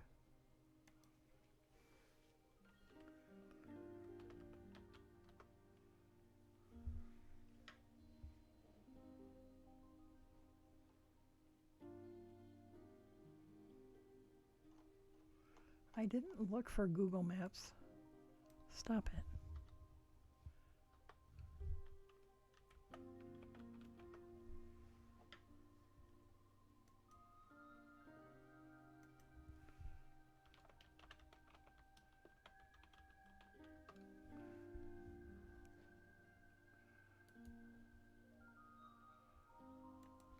Okay. Here's a whole slew of pictures of the bridge that you can look at. In Michigan, it's referred to as the bridge. Detroit never got rebuilt after the turn. At this point, you know, that maybe isn't such a bad thing. Detroit's future was sort of bleak.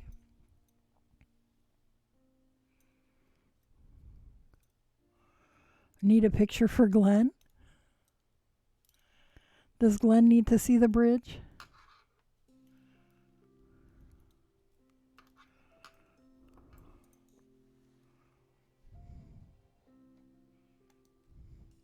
I used to always use pictures of the bridge as my computer wallpaper, trying to desensitize myself. I think it's a beautiful bridge. It's just evil as all hell.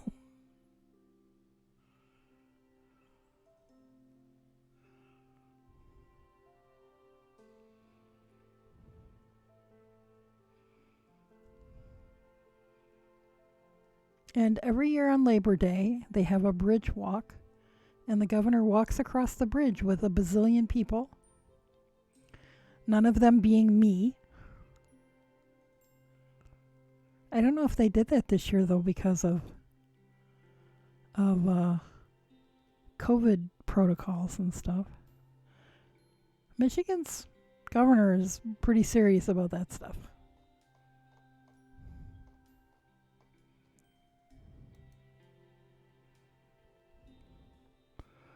Veggie says, nope, F that bridge, lol. Yeah.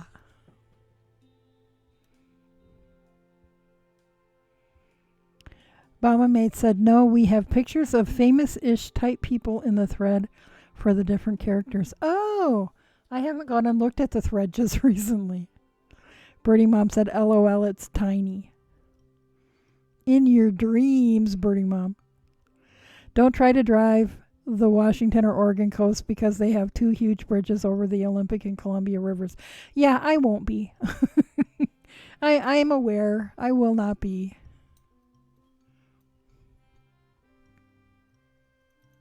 Yeah, 5 freaking miles long. From ramp to ramp. I can't remember how long the center span is, but it's long. It held the record for a while. But from the time you're officially on the bridge until you're officially off the bridge is 5 miles. Yeah, I am aware of that bridge between Washington and Oregon.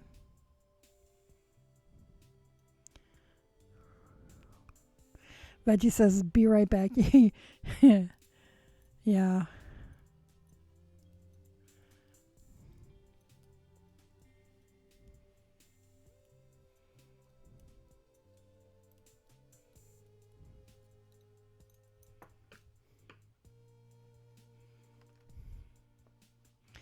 And like I said, bring back the car ferries. I'll take the car ferry. Veggie said, I think I've been on that bridge. Can't remember name now. BRB.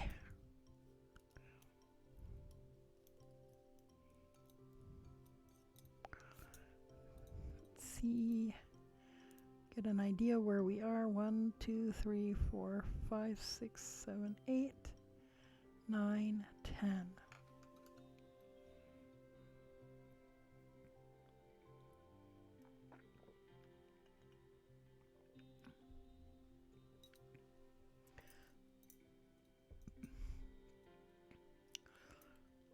Most of it isn't the length, actually. Well, that's part of the problem. But the height, the combination of the height and the length of it. And there's way too much open space, and my vertigo just says,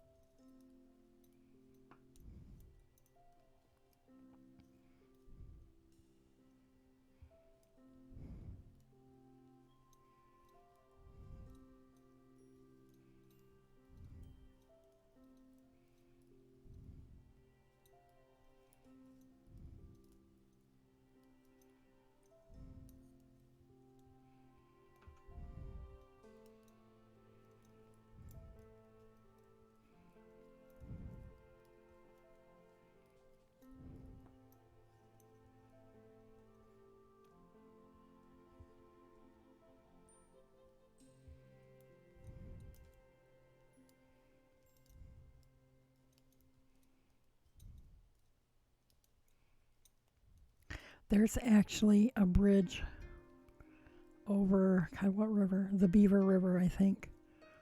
Maybe 20 miles from here. That it's not very long at all, but it is really, really, really, really high. And I drove across it, but I cried. Bridges are a thing.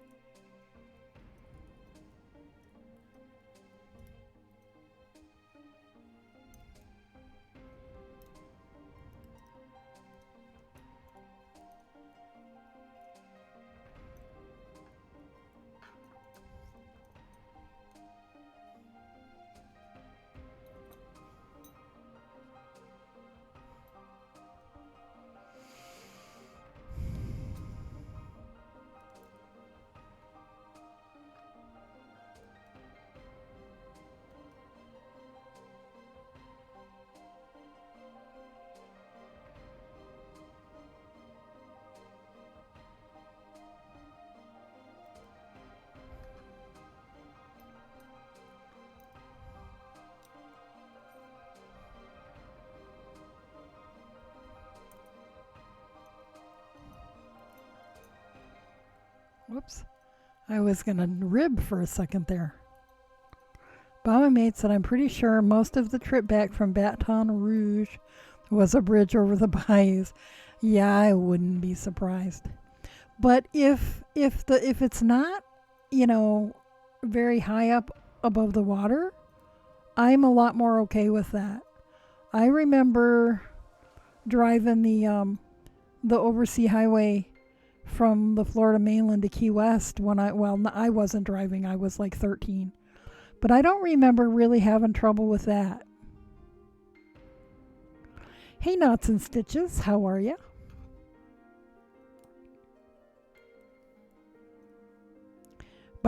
Mate said, directions should include turn right at Houston and take the bridge to Baton Rouge.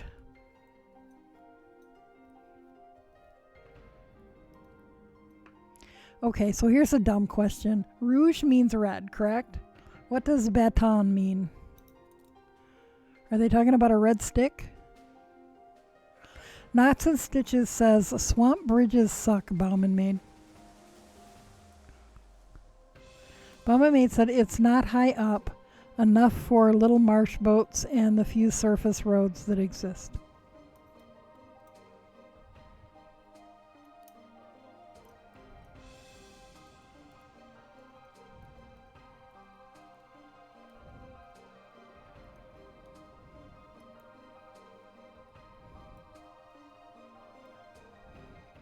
There was a bridge when, oh God, like, I don't know, 18 years ago or so, almost 20 years ago.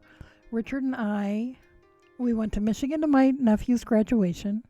Holy crap, he's been out of high school like 20 years. And then we were going to go visit a friend in Vermont. And we're going to drive across Canada. Well, I'd forgotten about the Blue Water Bridge between Port Huron, Michigan, and Sarnia, Ontario. I didn't like driving across that, but I did it. But then as we were getting ready to come back down into, we'd come across part of Ontario into Quebec. I think we were into Quebec. And anyway, we were going to come down into upstate New York into the lake, through the Lakes District. And oh my God, the bridge we had to cross. I pulled over the car. I got in the back seat and huddled down on the floor while Richard drove over it. And he's like, oh, look at it. I'm like, I don't want to hear it. Just let me know when we're on the other side. That was, yeah. Yep, couldn't drive over that one. Couldn't even look out the windows. Mama Mate said, I'm pretty sure someone saw their dog licking himself and they named the place after the red stick. Knots and Stitches says, LOL. Mama Mate said, but all joking aside, Baton Rouge was fun while we were there. Did the tour of the USS Kitty Hawk and the old state capitol building, which was gorgeous. Yeah, you can keep your Navy ship tours to yourself. I've been aboard way too many of those in my life, and that freaking scares me too. The gangplank to get on the ship. I always thought I was gonna die as a child. The wind is gonna blow me off. I'm gonna fall into this icky water with full of jellyfish and drown. Kitty Hawk's an aircraft carrier, right? Yeah, that's even worse. Knots and Stitches says, I'm up late. My gaming group just got done with our bi-weekly RPG game right on Zoom. Cool. Mama Maid said, nice. Was it fun? Knots and Stitches said, we enjoyed it. And Birdie Mom said, nice.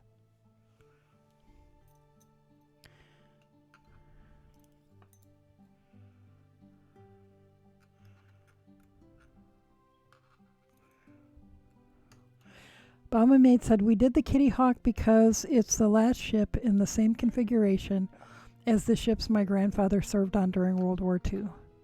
Destroyer. Okay, I've been on a lot of destroyers. My stepfather was on the USS Lawrence for a while. And that was a destroyer. Mama Maid said, the Lexington here in Corpus, much closer to me, is a carrier. Okay.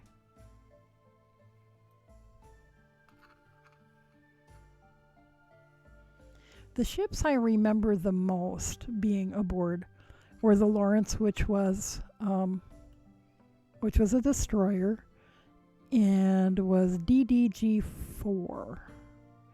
And then the other one I remember being aboard a lot was the USS Columbus, which was number 12, but I don't remember what the letters in front of it were. But those were in the late 60s and early 70s. He was on a bunch of other he was on the Shenandoah, which was a tender. And I don't remember what else, because he had been in the Navy quite a long time before my mom married him.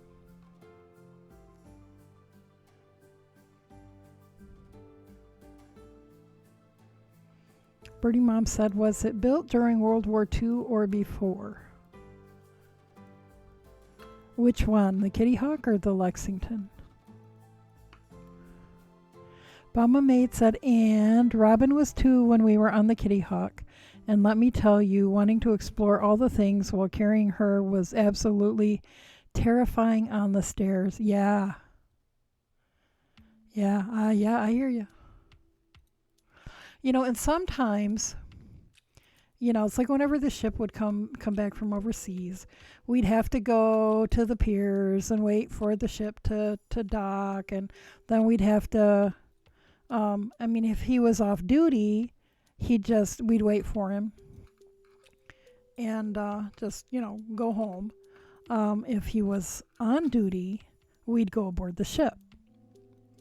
And sometimes if the piers were really crowded, they'd pull up alongside another one. So you'd have to go up the gangplank onto one ship, around to the outside of the ship, and then across another gangplank between the two ships. And of course they're both, moving in the water, and the gangplank is doing that. Oh my God, I thought I was going to die.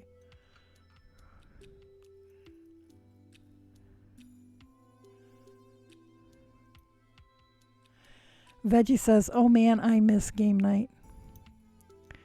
Yeah, I have a group of friends in Michigan that I think are thinking about starting one up.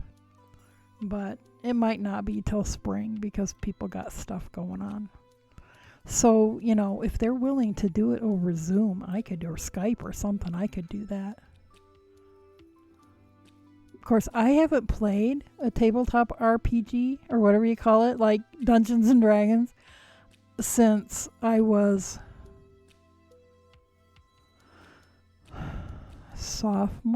junior in college. So we're looking at around 1981 or 82. So like the original Dungeons and Dragons. It's been a long time. But I understand the concepts. Birdie Mom said either. Mama Maid said, I stand corrected. The Kitty Hawk is a carrier. That's what I thought. but it seems smaller than the Lexington. Well, it might be if it's older. Birding Mom said if it was during World War II, it was built by Hispanic labor imported on the Braceros program. The reason my grandfather brought his family up. Oh.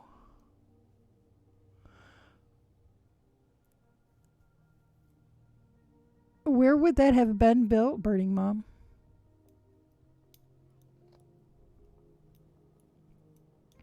On the West Coast, I presume. I want, for some reason, I want to say carriers have long been built on the West Coast, and some other ships on the East Coast, but I can't remember, because I'm getting old, and it's been a long time since I learned those things.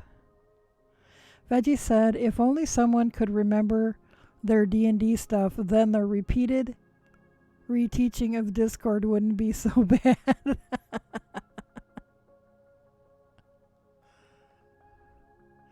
Knots and Stitches said, we've been playing on Zoom since March. I've seen people playing on Zoom on stream, and it looks like it works just fine.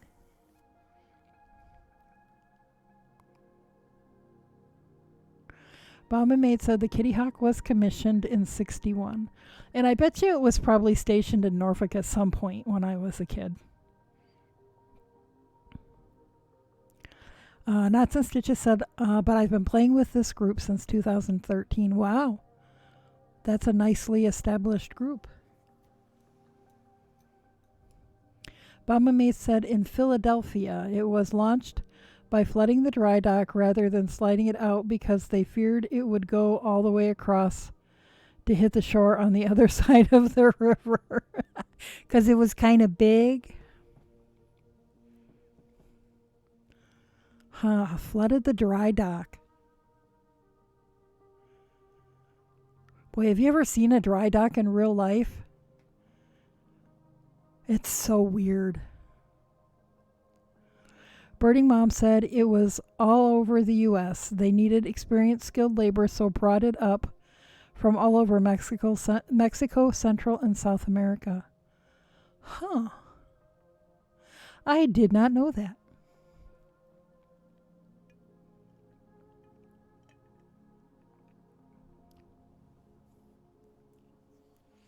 I never knew a lot about the ship building.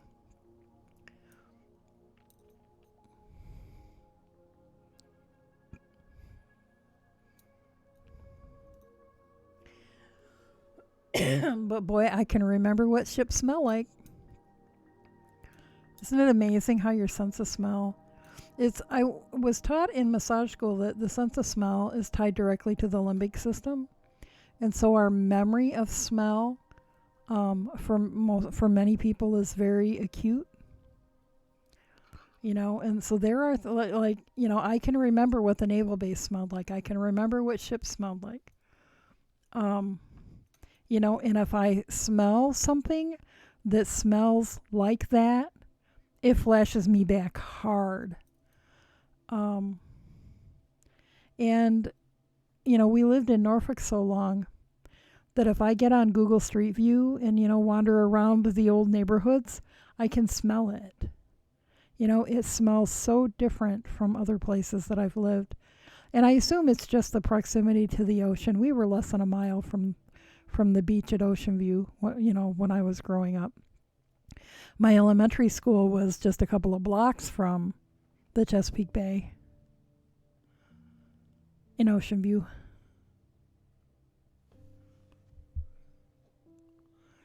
Bomba Maid said during World War II, my great-grandmother worked at the shipyards in Houston. They employed a fair number of women because they were small enough to run the wiring in the spaces the men couldn't reach. Oh. Well, and a lot of men were off in the war, too, during World War II. So a lot of women worked. Veggie says, we had a campaign going for a couple of years, and my mother-in-law still doesn't seem to know how to play, or seems to be wishy-washy and wanting to keep play. Quarantine has moved us to online and we've only played twice. Bumma Maid said, she wrote my grandfather about a hurricane, and after he passed, this kind of blew our minds when we found his war letters. We had to dig real deep to find a reference to that hurricane. You know, I bet you my mom still got all of her letters that they wrote back and forth when he'd be overseas. Birding Mom said, no, it was swept under the carpet. They talk about Rosie the Riveter, who was important because they wanted to have people feel that the U.S. was doing it all and didn't need the help it did. My father-in-law was born on the day that Rosie the Riveter appeared on the cover of Time or Life or whatever it was magazine. And so for his birthday one year, my husband searched and searched and searched and searched and found a copy of the magazine. And, well, you know, we mailed it out there. Apparently my father-in-law cried. That was his bestest birthday gift ever.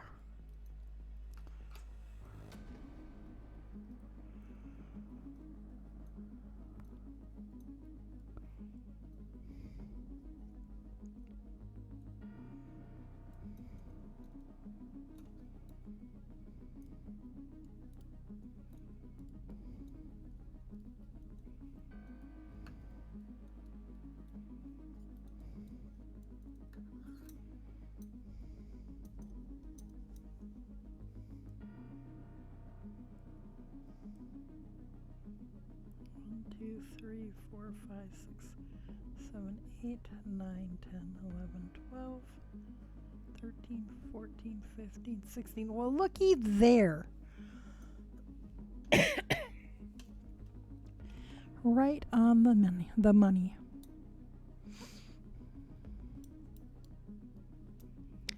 And then we start our decreases.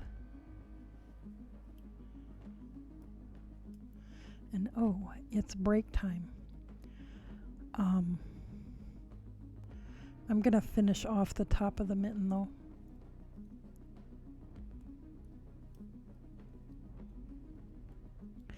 Veggie said, everyone in the group wants to play. It seems my mother-in-law keeps making up some sort of excuse, including being needed somewhere else.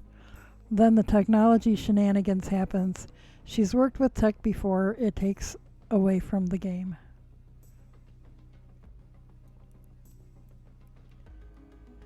Yeah, my husband and stepdaughter have a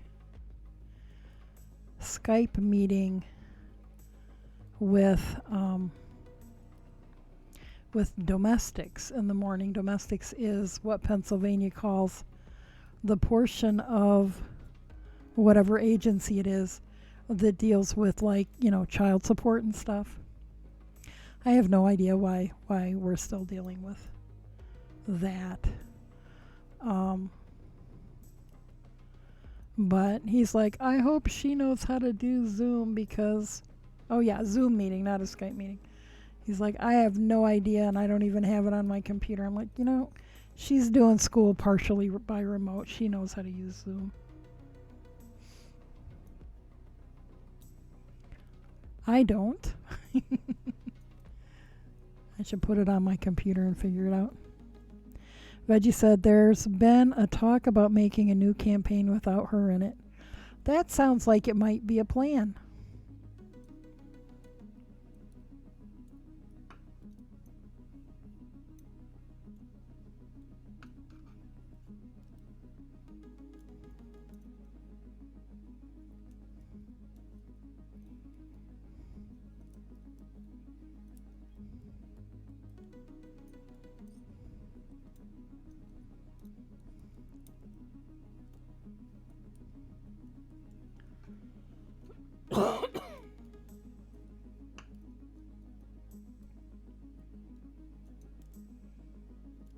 And one, and knit two together.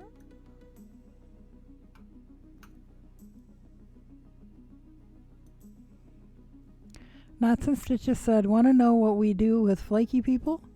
We keep updated character sheets for their characters and assign someone to play for them when they don't show. Ah ha ha. And then when they come back, surprise. That's very clever.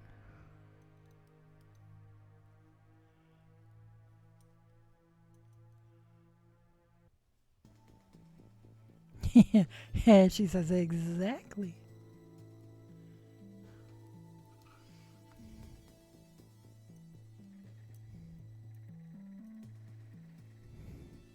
Hey, Mom, how are ya?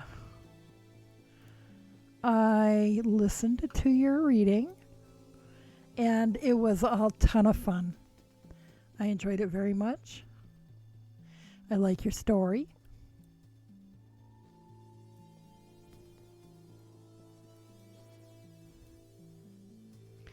I am doing okay. A little sleep deprived. Hopefully by Monday I can catch up. Maybe I'll come home on after work on Saturday and take a 14-hour nap again. That worked out really well. And she asked, so you think I should do an episode 2? Absolutely. I'm too tired today. Veggie said, oh no, she shows. It just, I don't even know. It's not like she's never played before. I believe she's one of the reasons my husband plays tabletop.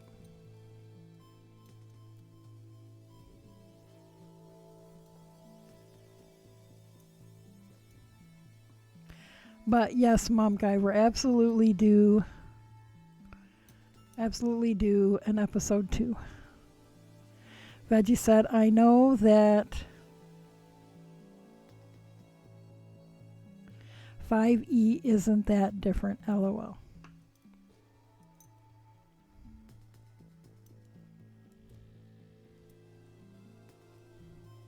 Knots and Stitches said, we once had issues with a couple of people who had horrible attendance, and we got tired of not being able to play due to missing people. Bumma Maid said, I would just ask if she really wants to play, or if she would just feel better if she didn't anymore, and let her know there's nothing wrong with losing interest, just stringing y'all along is wrong. And Veggie says 5th edition. Bumma Maid, yeah. Yeah, because she, maybe she's feeling like she's just not wanting to play right now. But feels bad. So, in the process is making everybody else miserable.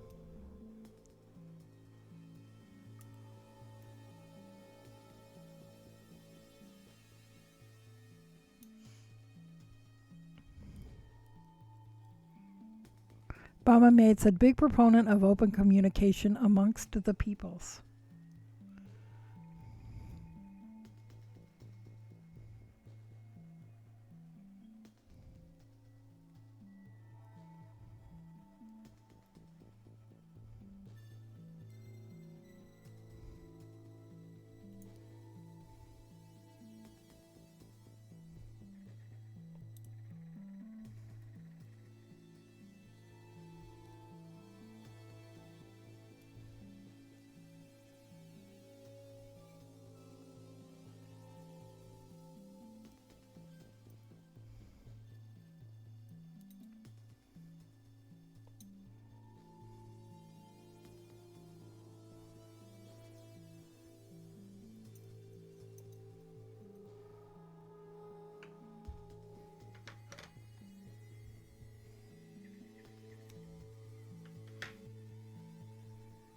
Birdie Mom says, Bama Maid, is she getting easily confused? There may be underlying issues she's trying to hide, but yeah, I prefer a direct approach.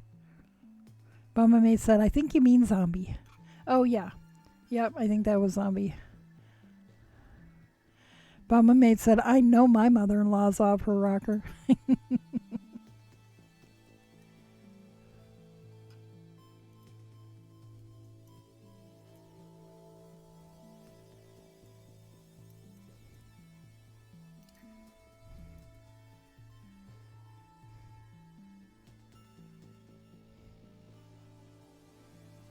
Mama Maid said sorry. Birdie Mom said sorry. Mama Maid says zombie. Where did zombie go?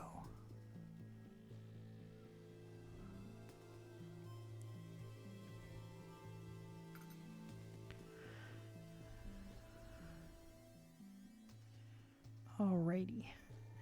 We've finished the top. And then when I come back from break, we'll pick up that thumb. Pick up that little thumb right there.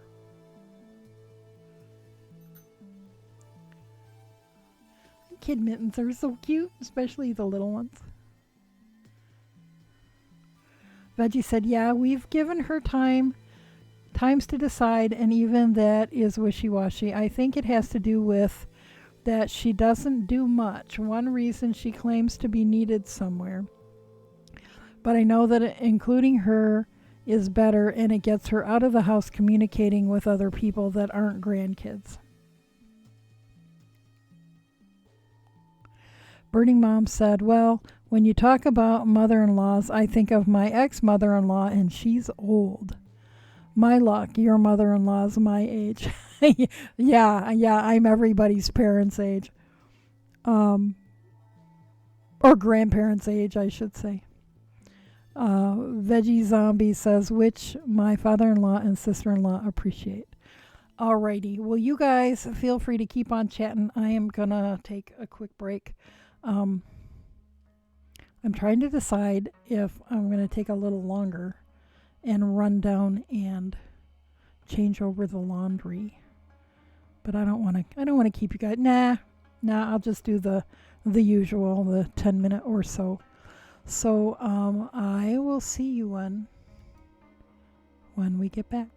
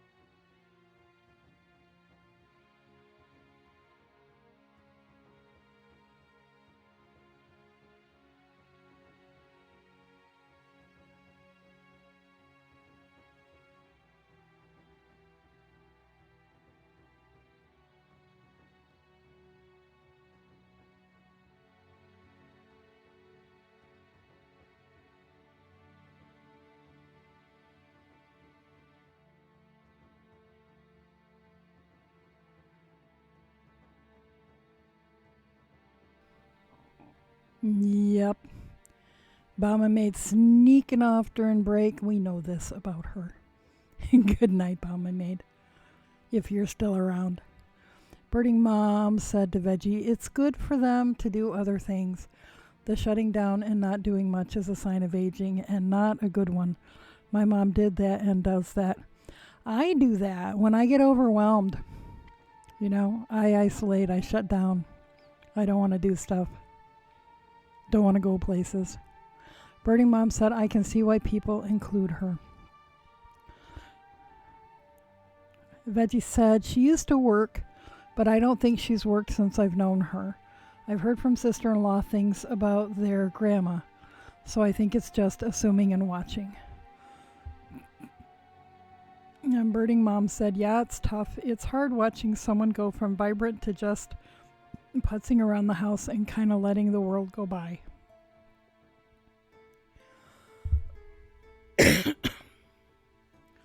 Yeah, we my sisters are keeping an eye on my mom. She had what appears to be an episode of some sort last spring and is no longer driving, but apart from that seems to be doing okay now.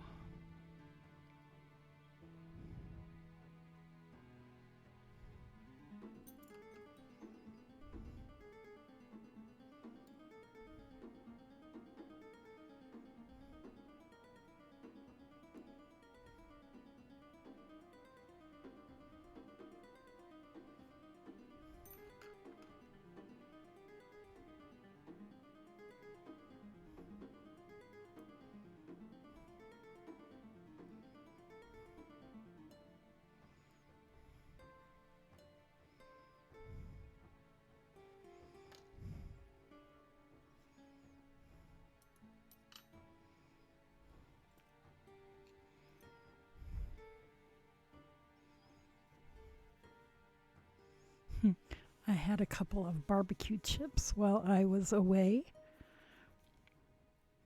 Make sure there's not still barbecue powder on my fingers because we, don't want to. Not that it would show on this yarn.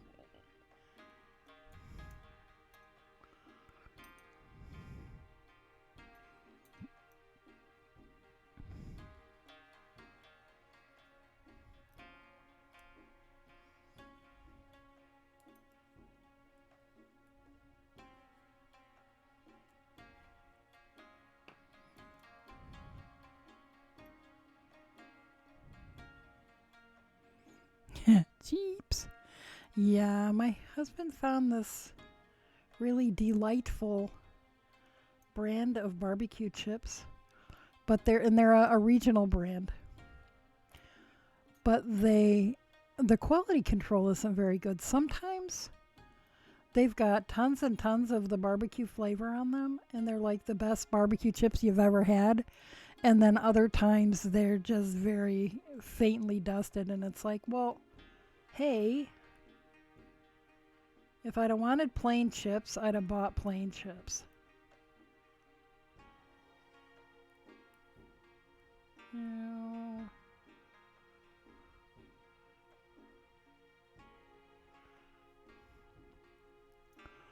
Birding Mom said it's more than a reaction that is temporary. They just quit everything, don't want to see anyone, everything is too much trouble, yet they will tell you they are super busy permanently. Yeah, no, my mom hasn't been like that, so.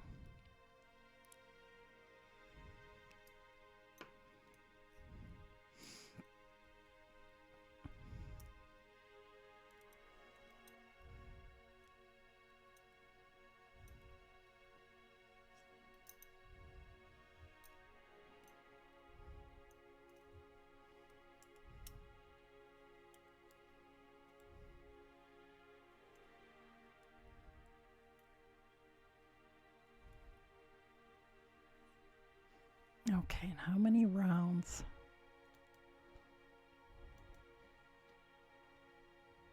8, that's what I thought.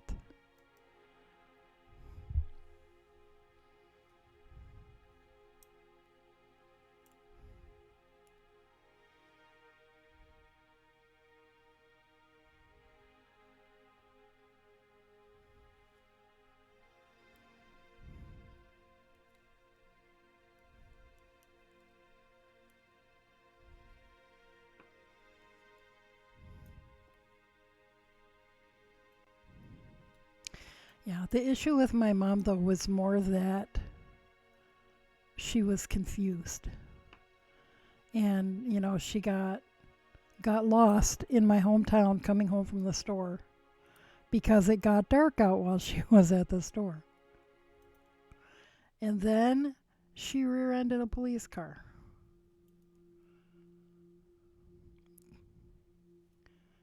So, but it seemed whatever happened seems to have been temporary.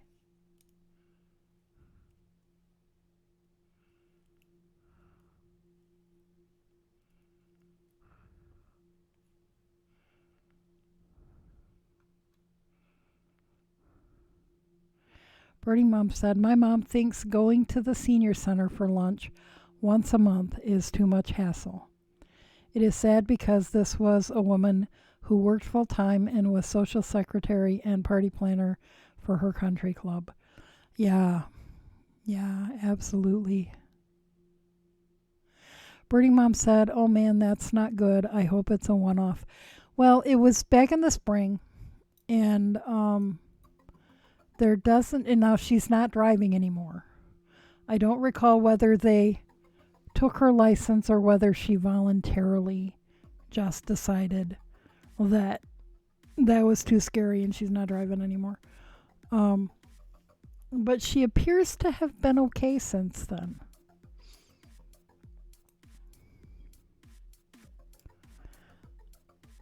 But there's been a lot of dementia, um, in the some of the previous generations. So, it bears watching. Veggie said, yeah, I don't know. I feel like if she really wanted to play, she would get more serious about it. I think she wants to because it's time with her son, even though if anything happens, they are keeping me.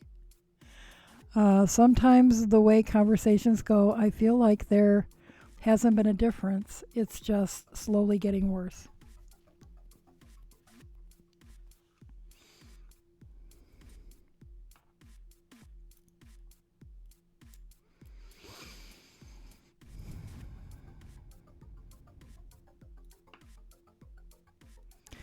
What if you guys offered for her to just hang out? Hang out on Zoom or whatever while you guys play, and she could have the social interaction without having to participate. Veggie said, I know she's had thyroid problems and other stuff. Veggie said,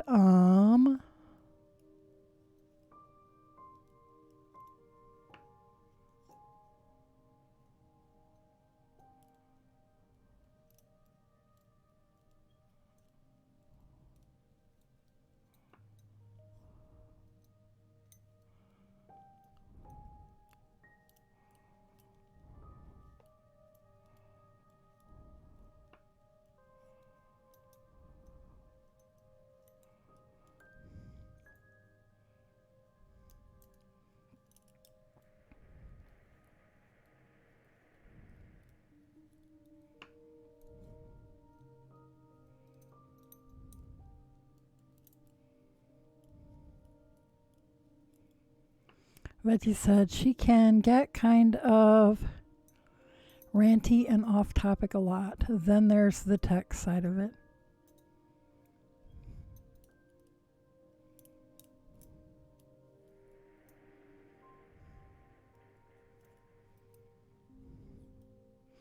Well, it sounds like a very complicated situation.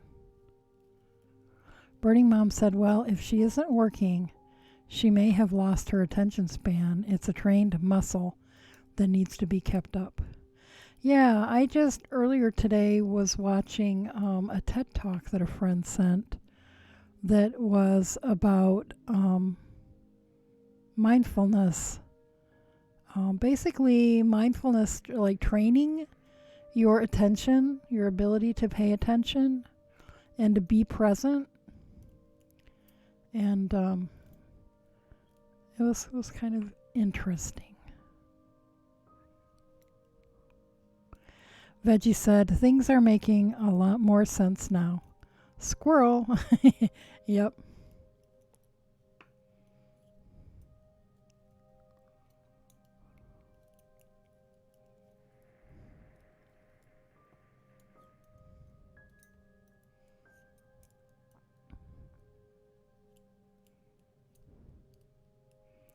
Birding's mom said, my mom and my friend's parents all do that if they just stop.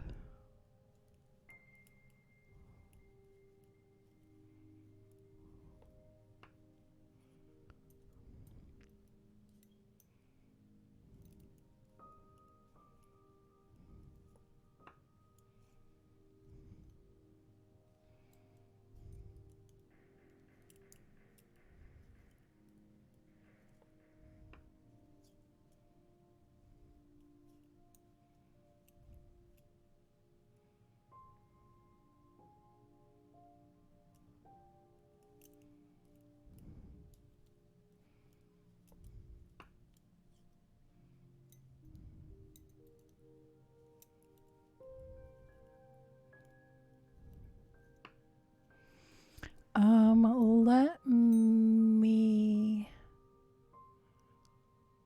find it.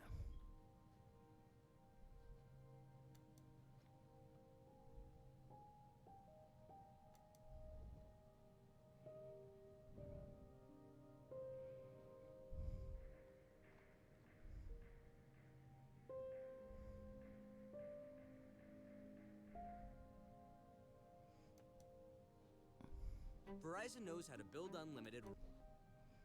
I will give you a link.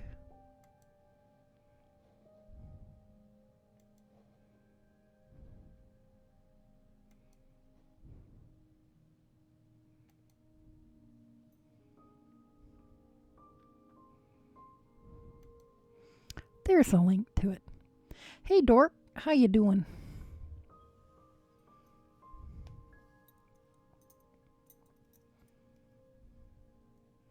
One, two, three, four, five, 6, 7, 8.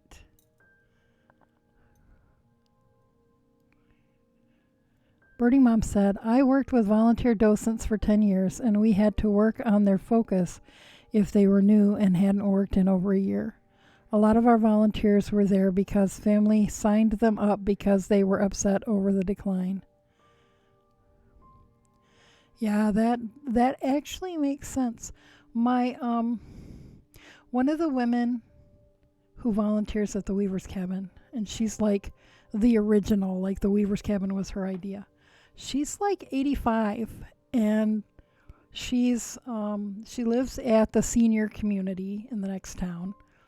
And she's like the youngest person in her social group, and she has taken on a personal mission, to keep all of her older friends active. And she makes them play bridge, and she takes them all. They all go out to dinner, and she organizes, fun things to go do. And I really think that it's keeping her young. She's 5 years older than my mom, and, got it way better together than my mom does at this point. But I think it's because, she's so...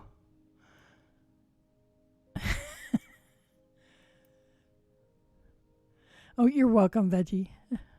Nuts and Stitches says, hi, Dork. I am lurking and listening. Lurking is always welcome. Veggie said the OG. Yes, she's the OG Weaver's Cabin volunteer.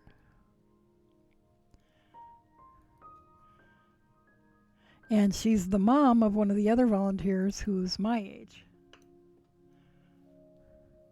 But yeah, she is sharp as a tack, as they say.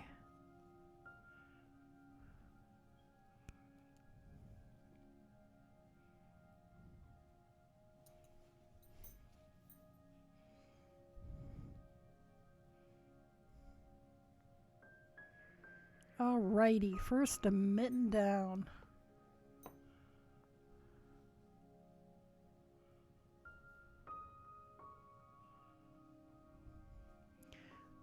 Wicked Mitten. Okay. So we shall cast on the second. I don't think we'll get it done because that took more than half the stream. So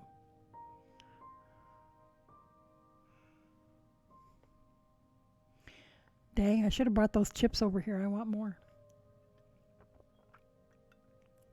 But that's okay. You guys didn't need to hear me crunching.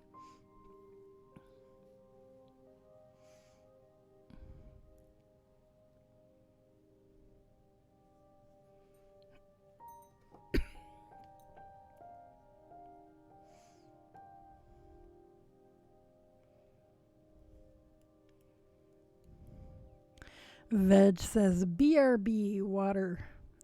We'll see you when you get back, Veg. 2, 3, 4, 5, 6, 7, 8, 9, 10, 11, 12. Birding Mom said, so my mom is 87 and in decline. My dad is 88, still working, running his company, the largest on the West Coast, and very healthy and sharp and up on all the tech. Yeah, we got to use our brains because they get lazy.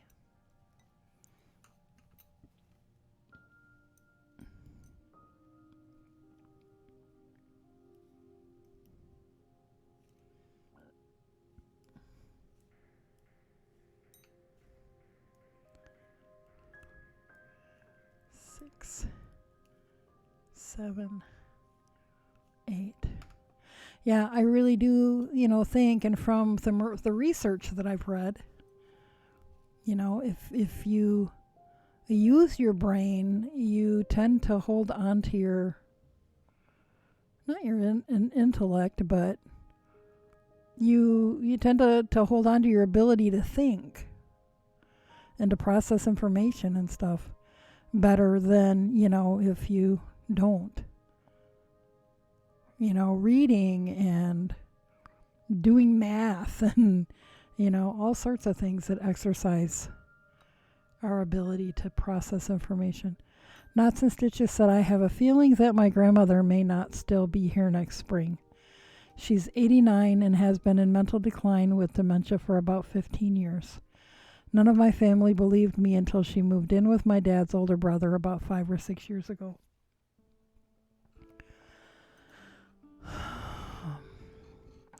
It's so hard because, it's like I always, assumed my grandparents were immortal. And obviously my mom is immortal. But, my grandparents have both been gone for almost 20 years. And it's just so weird.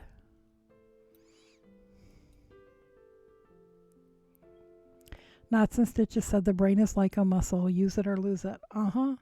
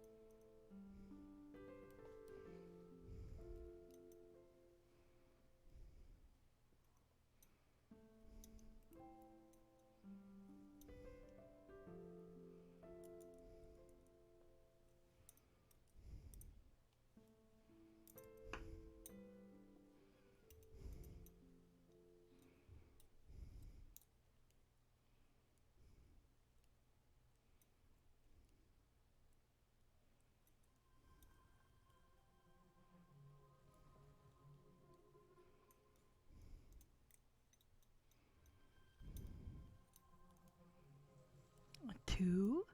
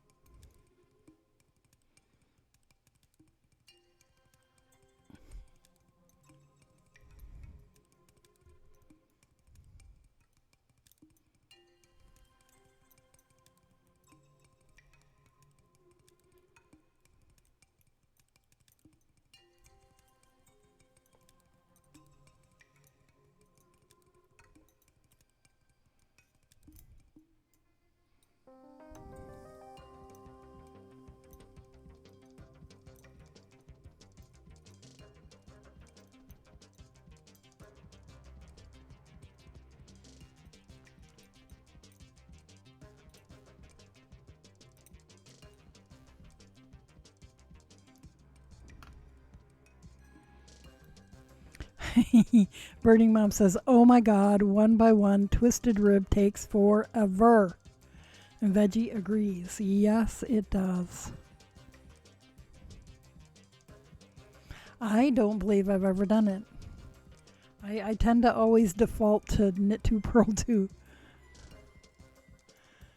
Although, like I said, I did do the 1 by 1 on the Hermione sock, on which I have not worked since the weekend. And Veggie said, but it is so pretty. No pain, no gain.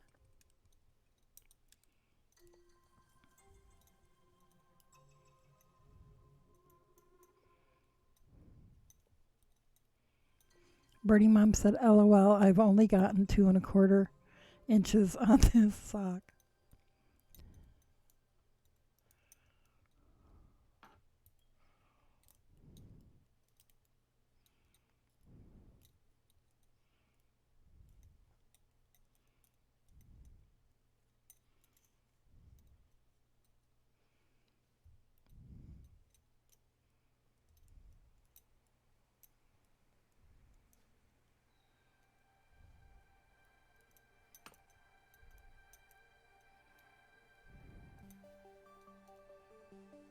And she said the whole sock is 1 by 1 twisted rib with a leaf motif thrown in occasionally. Ooh, do you have a picture, or is this like a secret pattern still?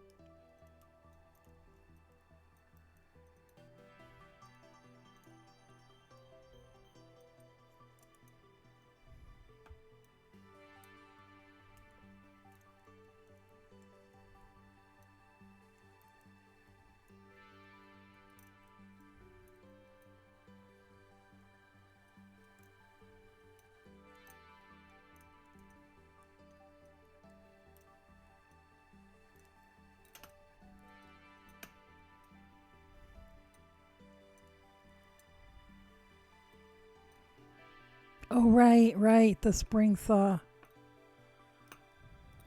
I'm a look.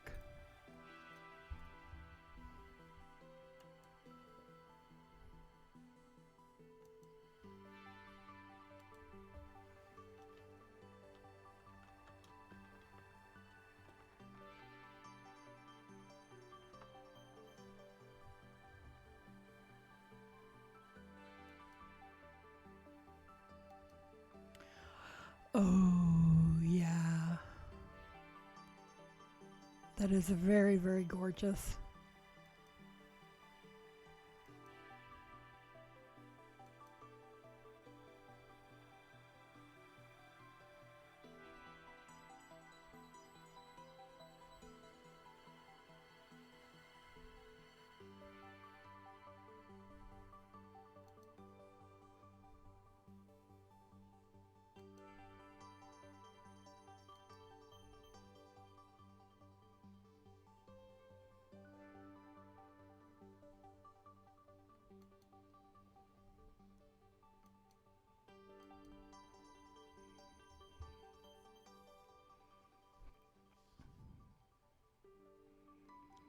She says, my iPad won't let me link unless I get out of Twitch. That's okay.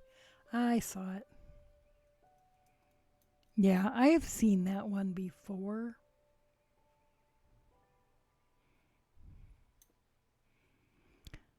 She says, thank you. I'm doing it in a nice autumn gold. Very cool.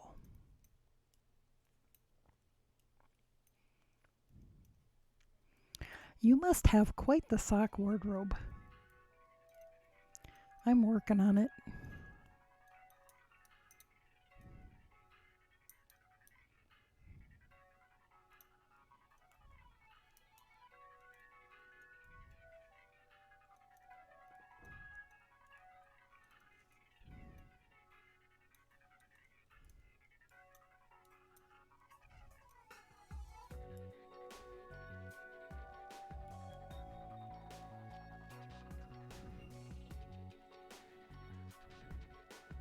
And Veggie says, oh, I was working on socks. What socks are you working on? She says, gonna grab them.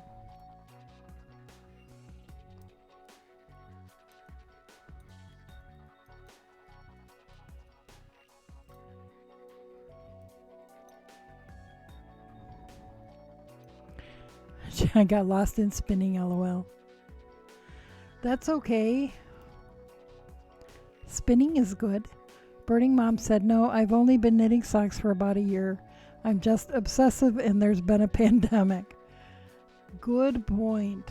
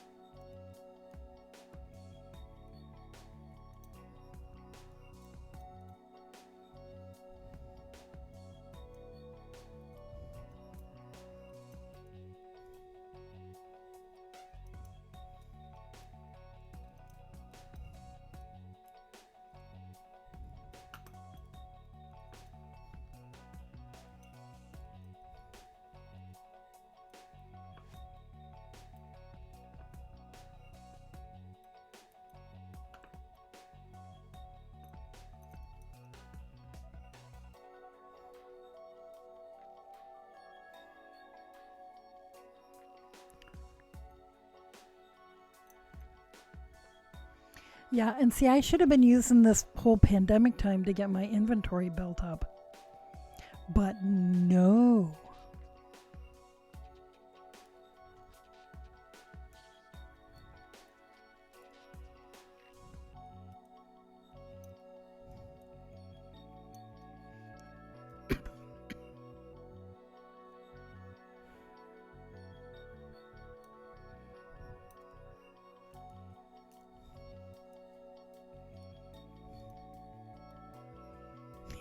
I dyed my veggie matter.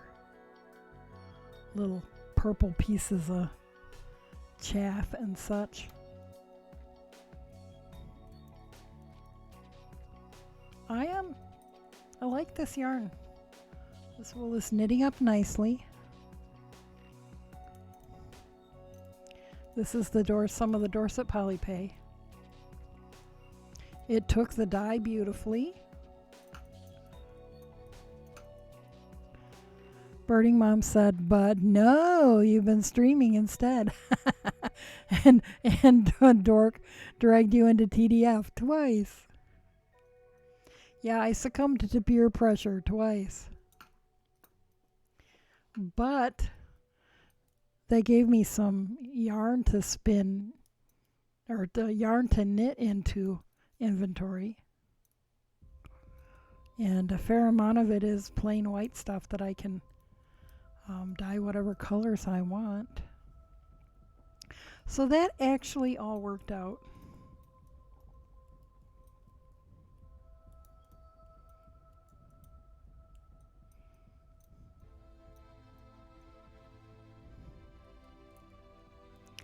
Yeah, streaming has kind of kept me.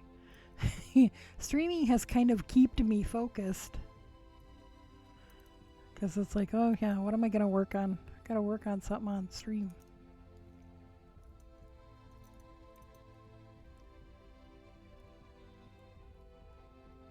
A Dork says, TDF is a good restock opportunity. Yes, it is.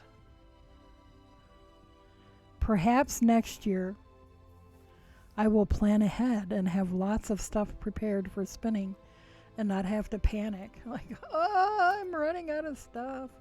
I have to go to the yarn shop.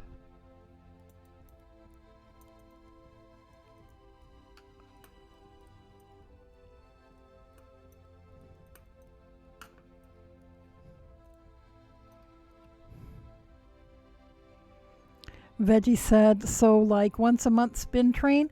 I think that would be fun. What do you think, Dork? Should we do that spinning raid train thing like once a month?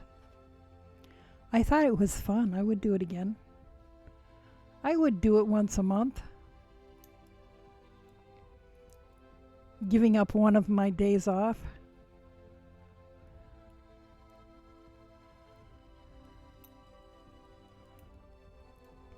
Although, to be honest, by doing that 9 to midnight time slot, that was early enough in the evening that I didn't feel like,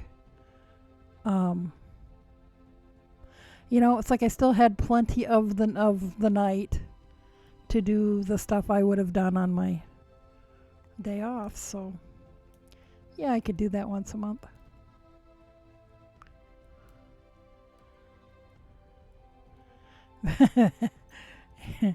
Yeah, like maybe once a month. Oh, you want me to stream earlier in the evening? Yeah, but see that messes my schedule up. I mean, to do that on a regular basis would yeah, I have such a weird schedule. Dork said it was fun. I'll have to mention it to the JK and Rogue. Excellent.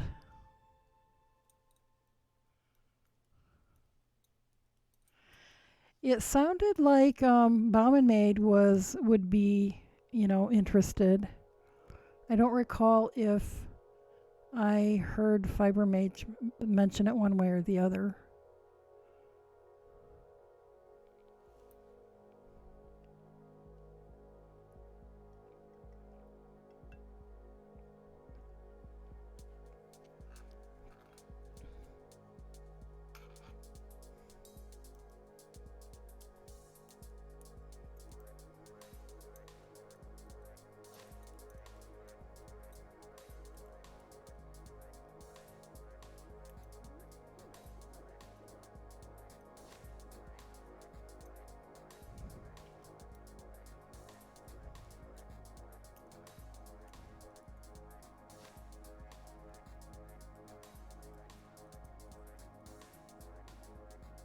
Knots and Stitches said, if you want to add him to the rotation, ask Looney if he wants in on the raid train.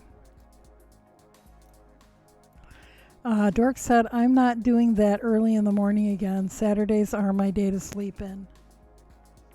Well, see, and that's what I'm saying. You know, it's like Saturday's my day off from streaming. But once a month, it was fun, and once a month I would be willing to do that. And the fact that it was a little earlier than I normally stream actually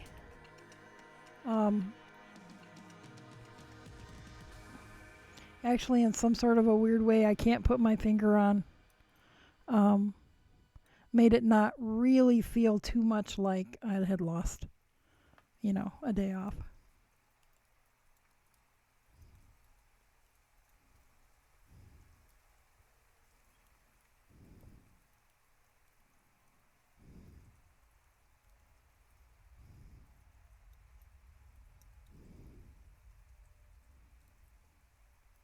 Dork said we did ask Looney last time, but he didn't want to do it. He usually jumps all over the place or at least when I have opportunity to watch his streams. It's like he jumps around and does different, he doesn't just sit and spin for a whole stream. So maybe he didn't want to. Some people don't sit and spin for 3 hours. Birding Mom said, Bird Spambot, join our Advent festive mini swap. Sign-ups close soon at the end of the month. Details in Discord. Knots and Stitches said, okay, didn't know.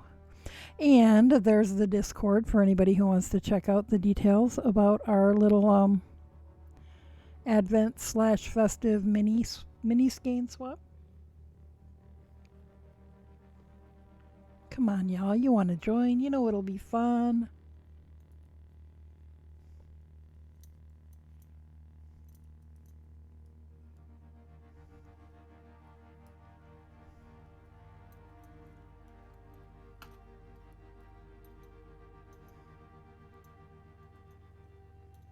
Veggie asked, did you catch the link I posted? Did I? Let me go back. I did not. How did I miss that? Oh, is that what you're working on? Those are lovely.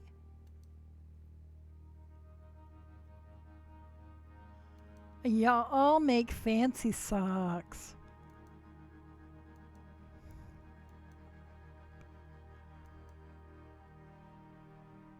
Very nice.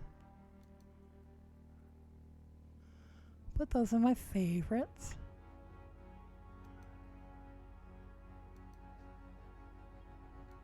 Thank you for sharing that.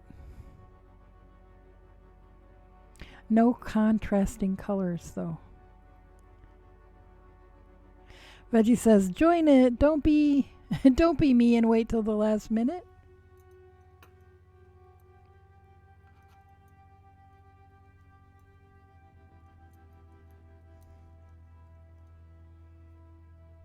No stripes, just one color. Did you tell us what color you were working with?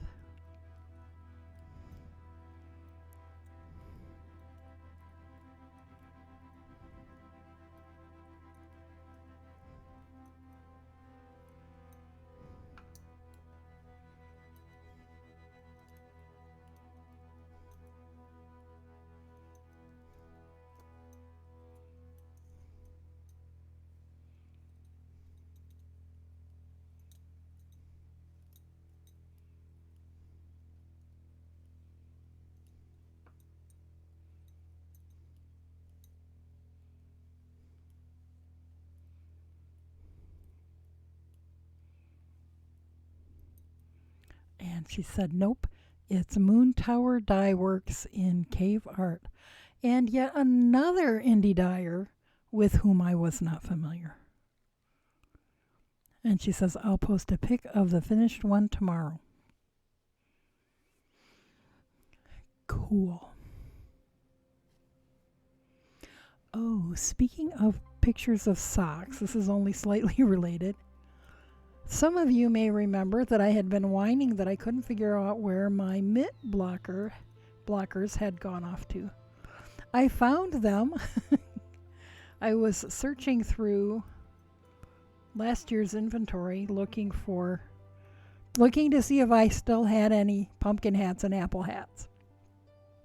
And in the bottom of the bag, lo and behold, there were my mitt blockers. Veg says if they are both not finished tomorrow. Yeah, I need to weave in tails on some socks and take pictures of socks too. Now that I have sock blockers, finally, for the first time in my life, have sock blockers.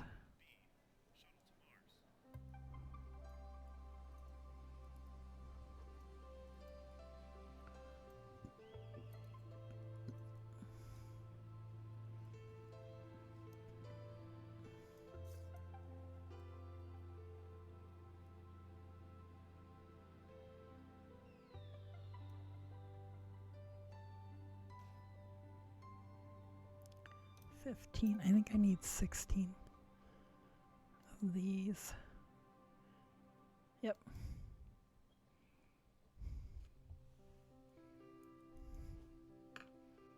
Put it all mitten where you can see it.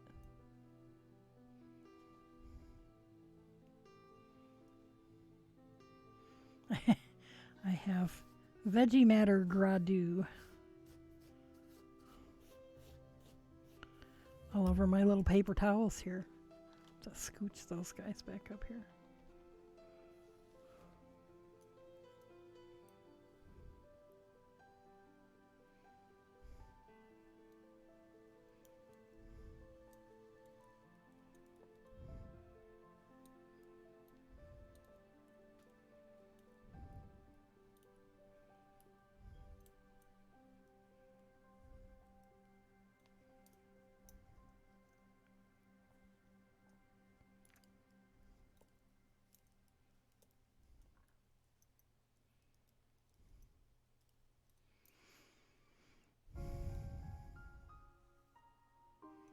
Okay, I'm going to count again just to make sure that I wasn't hallucinating.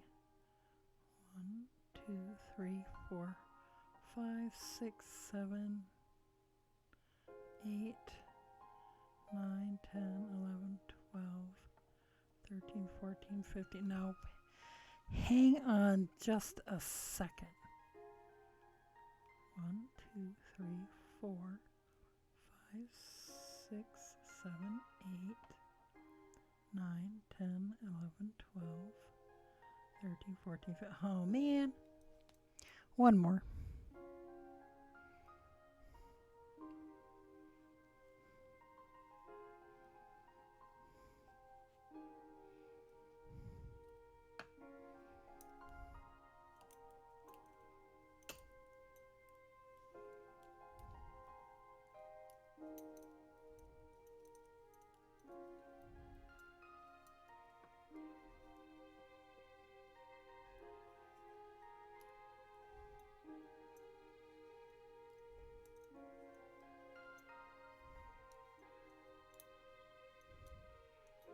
Birding Mom said, okay, I have to take my daughter's car in for an appointment at 8 a.m. tomorrow morning. Ew. 8 a.m.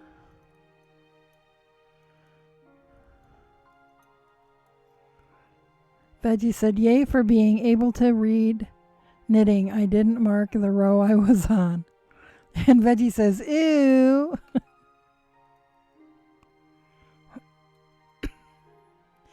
Getting her all road ready.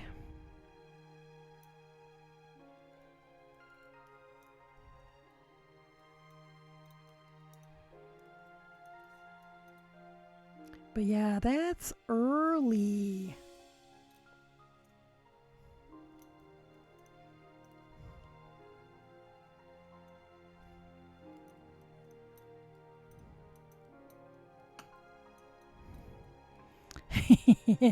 Birding Mom says, yeah, mommy is a sucker job, lol. So I off to bed. Alrighty, well, we'll see. I hope that the car appointment is uneventful.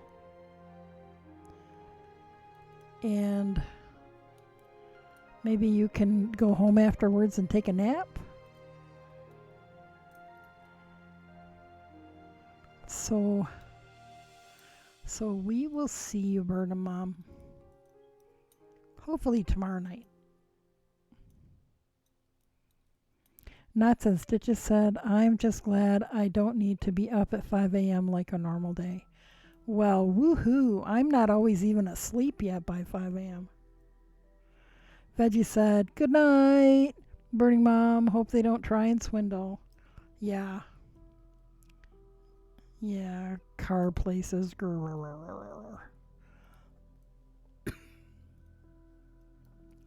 We have a really, really great little mechanic car place here in my little town. But he's better with men than he is with women. So if I ever have a car of my very own again, Honey Bunny will be taking it in for me.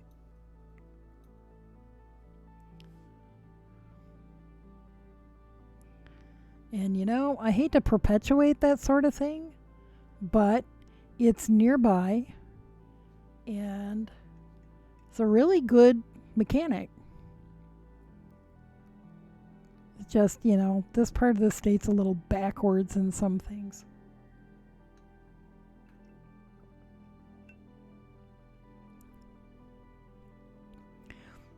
Birding Mom says, Veggie, daughter is paying or her insurance is. This mommy isn't that much of a sucker.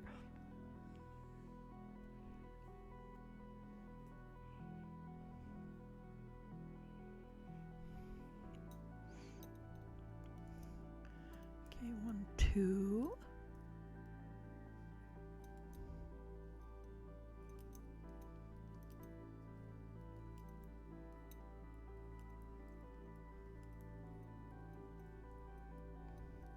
Night, Birding Mom. I hope all goes well.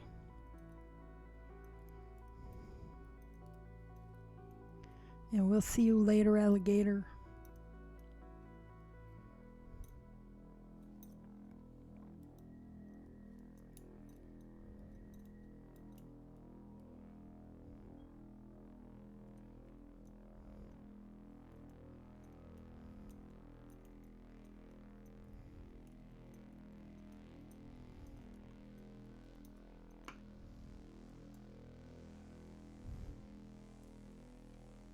And 2.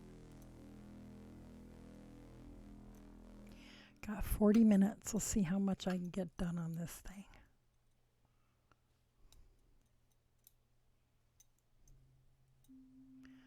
3.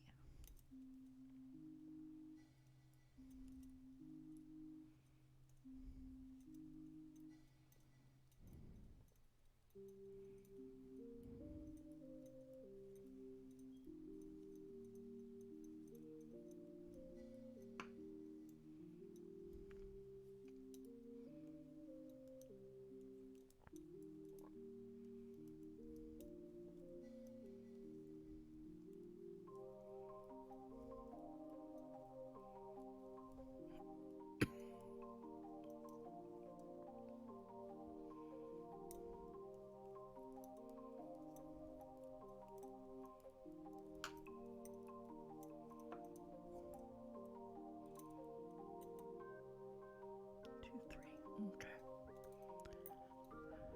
Knots and Stitches says you will get almost done. Yeah, I often do, don't I? It's like almost done with the second mitten.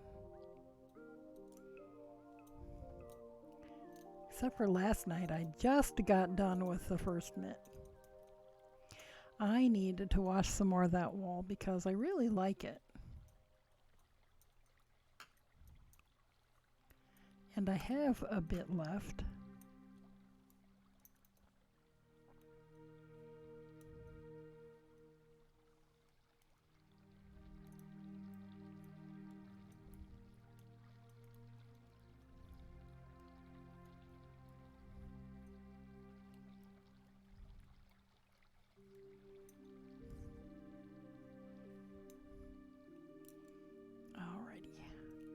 Starting the thumb gusset.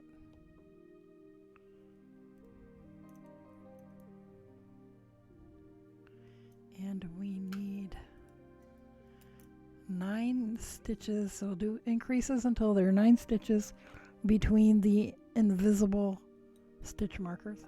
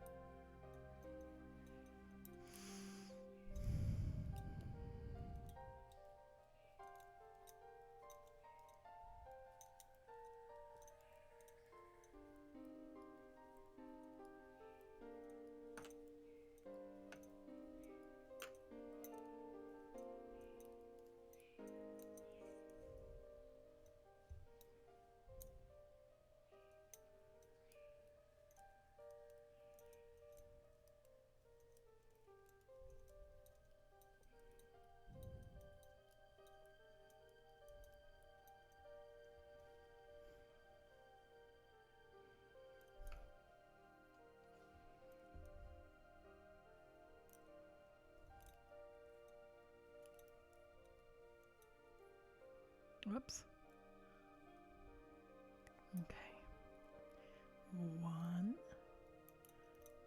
2, 3, 4,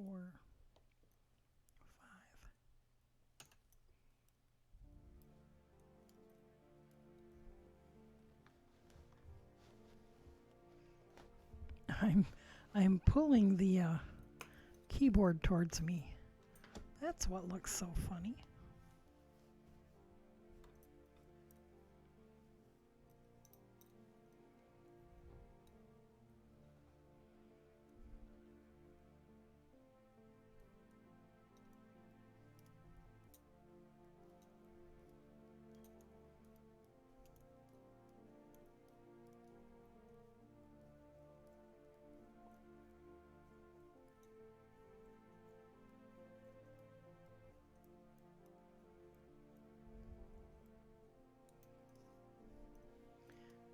Everything looks all crooked.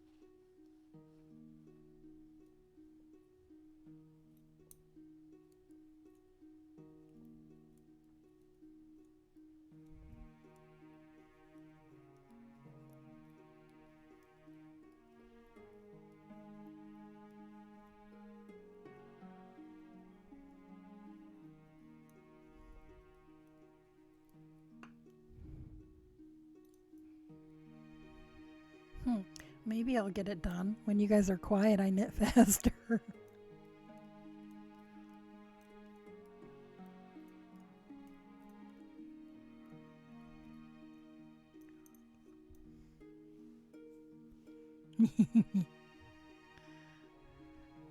Because I'm not stopping to look at chat and read. One, two, three, 4, 5, 6, 7.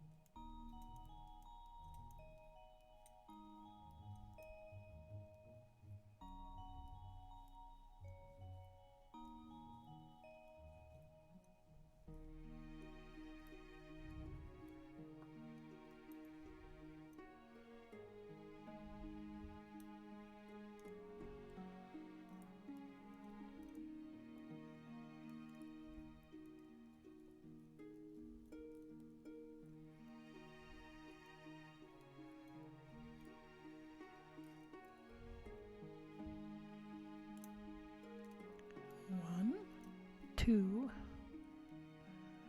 1,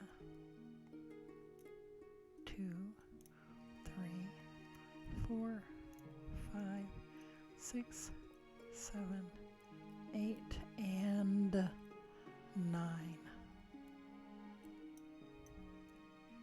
And then we'll knit a row round, or knit a row even, round even.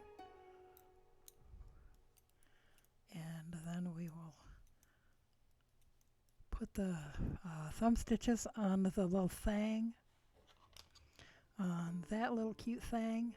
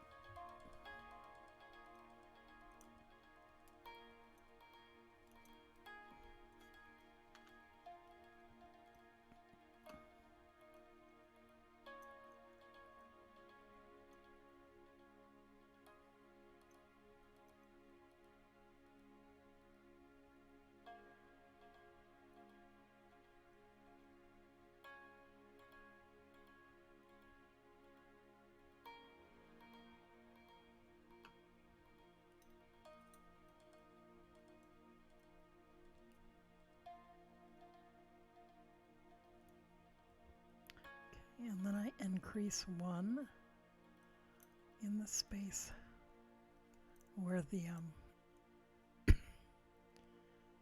stitches were.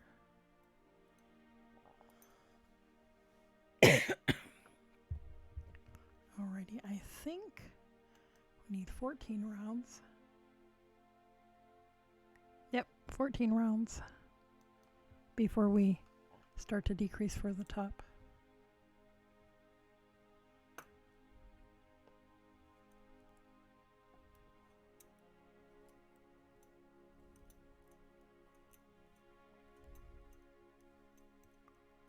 So this is 1.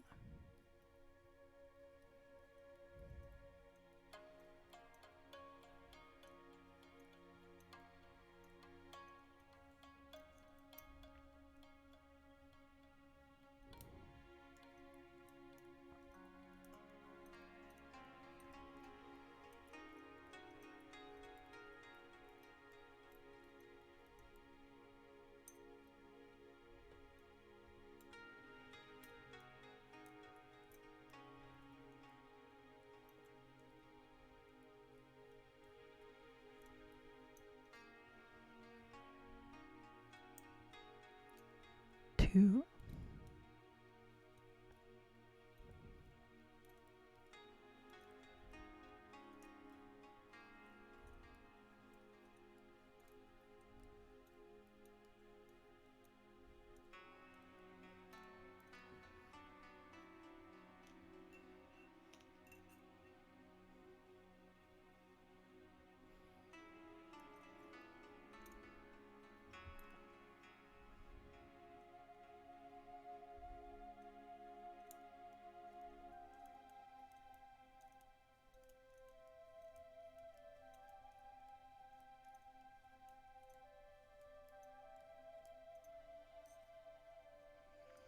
And still 2.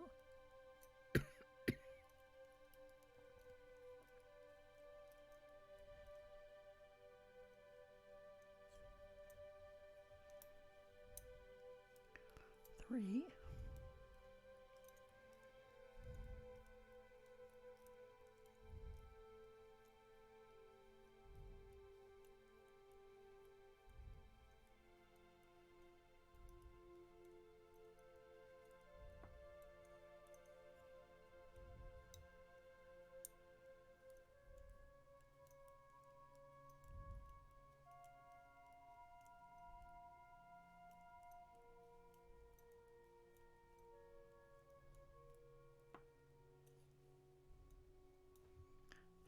Still 3.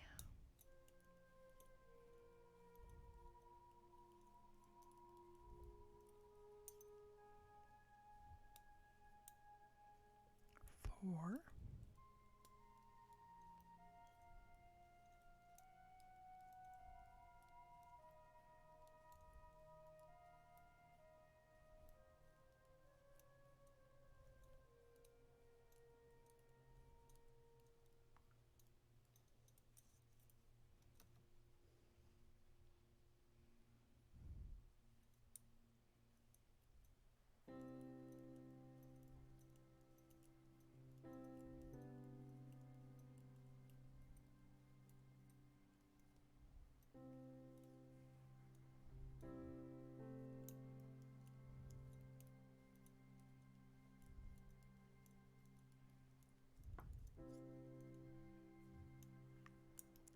Five.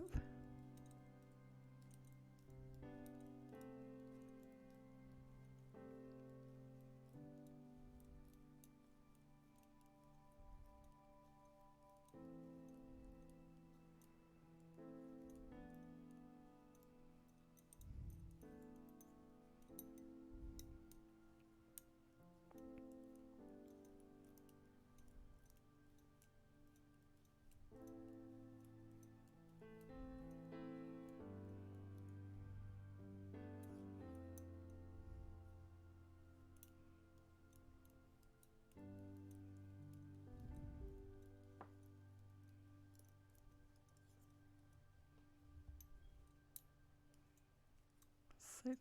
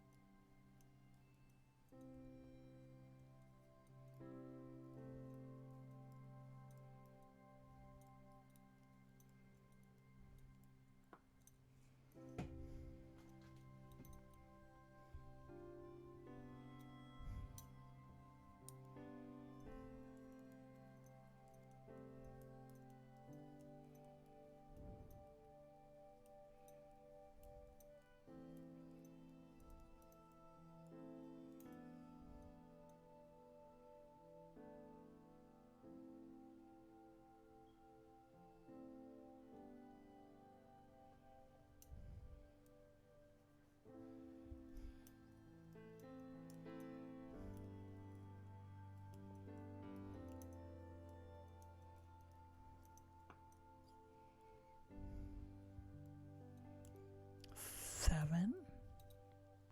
Knots and Stitches said, going to bed now. Have a good night, everyone. Good night, Knots and Stitches. It's nice to see you again tonight. Sleep well. Get good rest.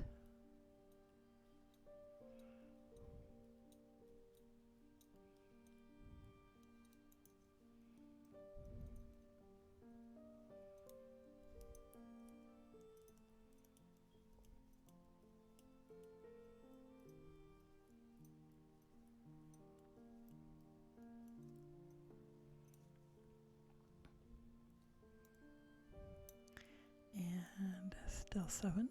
And Veggie says, good night. Good night, Knots and Stitches.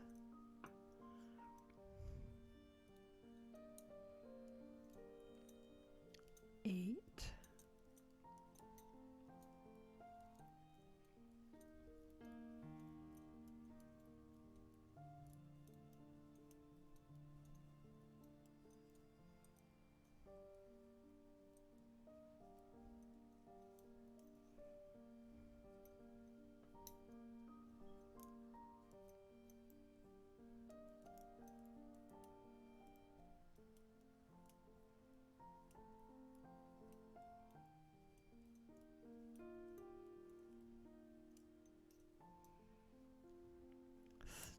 Still 8.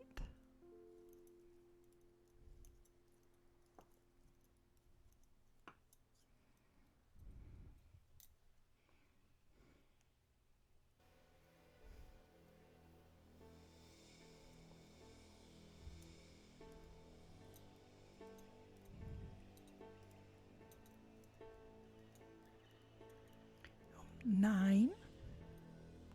Forgot to say 9.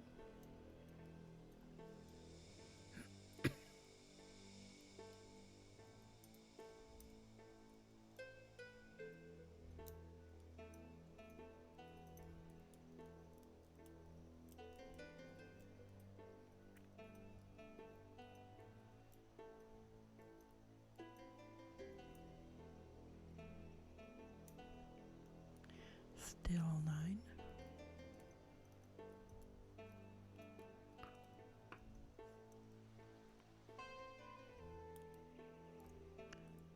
10.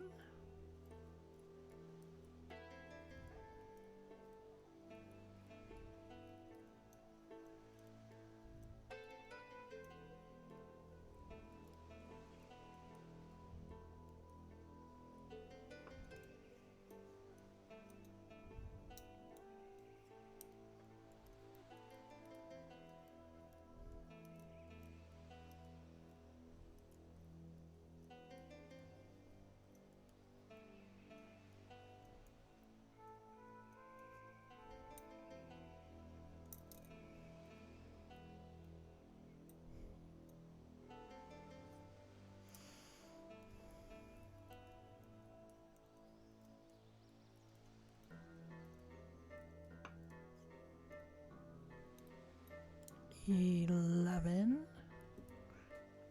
We're almost there.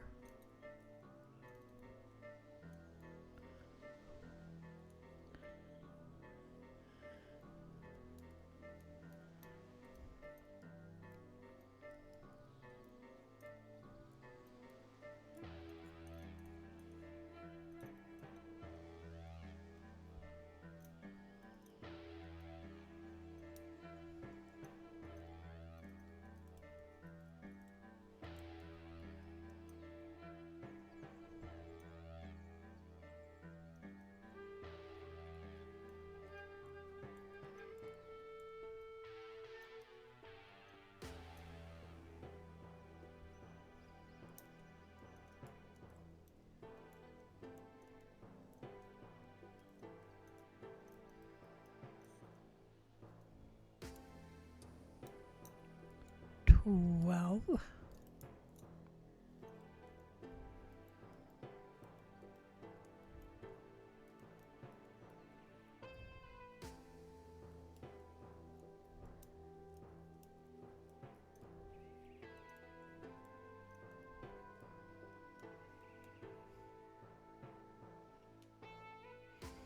okay, I'm going to have quite a bit of this yarn left. Should I do another pair of kid mittens, maybe a larger size, or should I do a pair of fingerless mitts?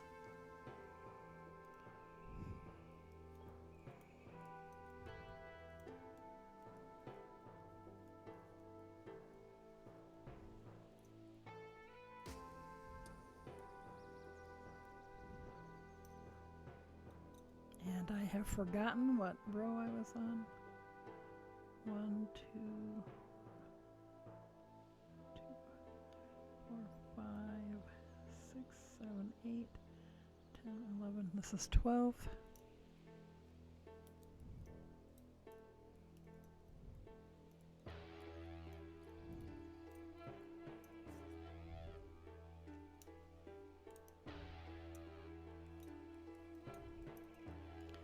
$13.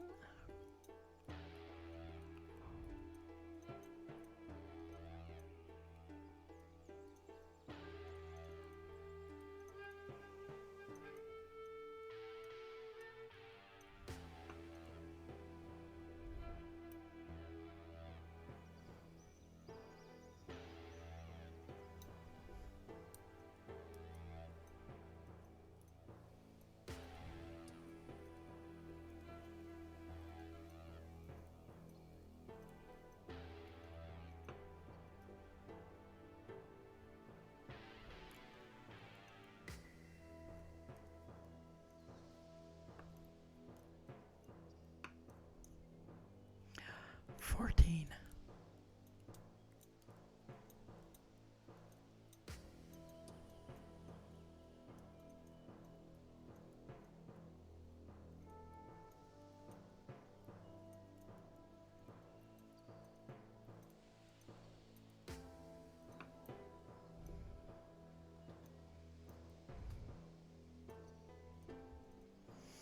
And 14.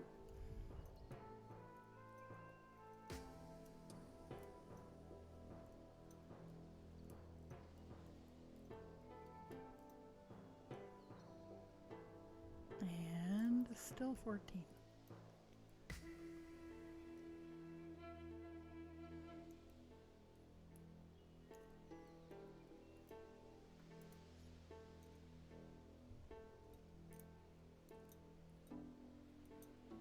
And now we'll decrease.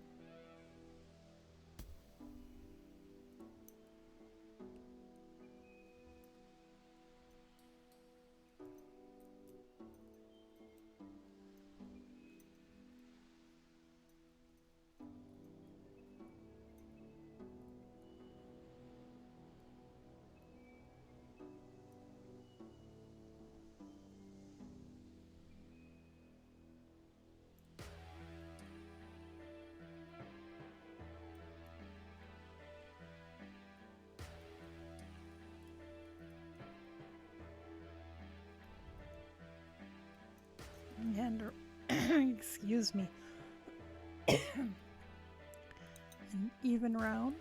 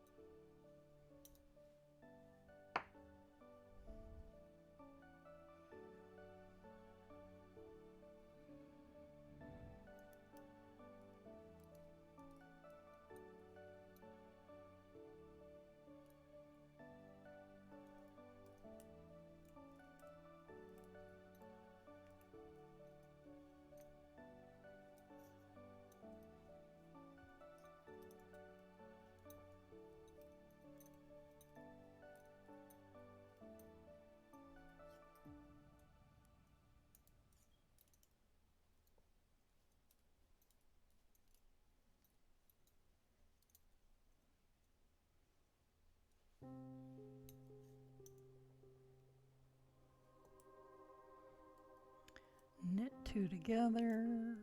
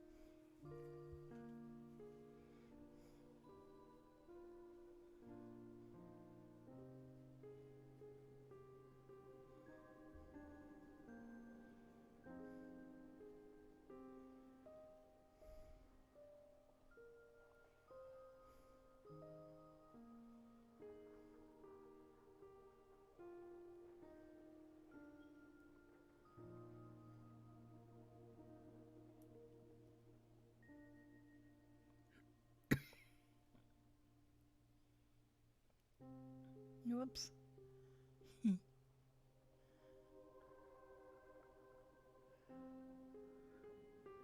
Okay. 3.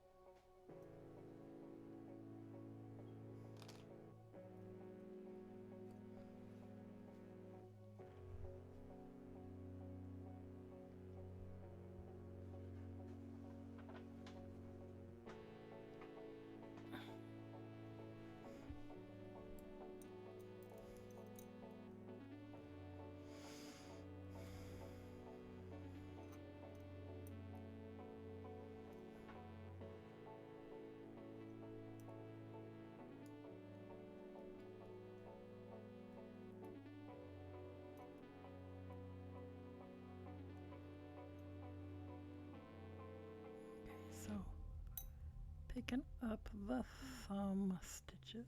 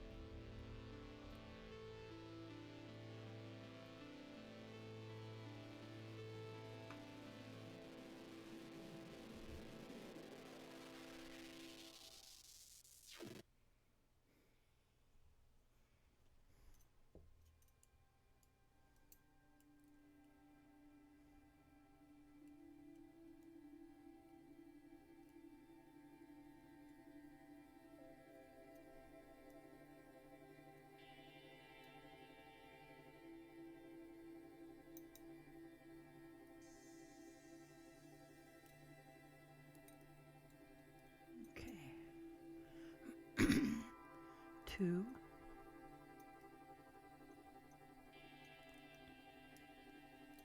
I think.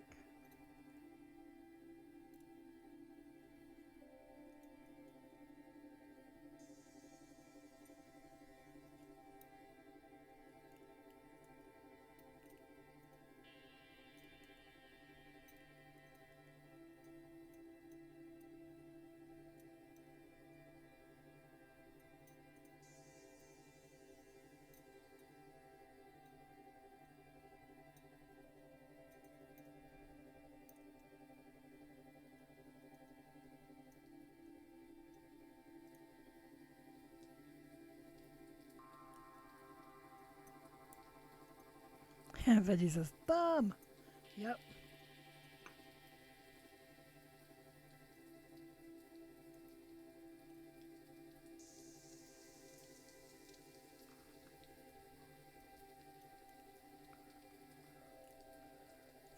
Three.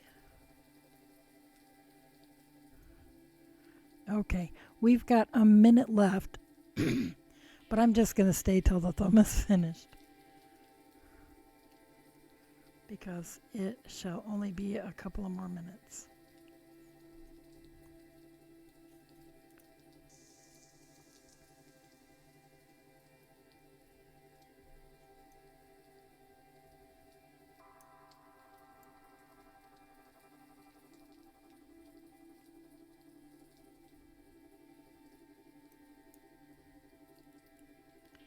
Four.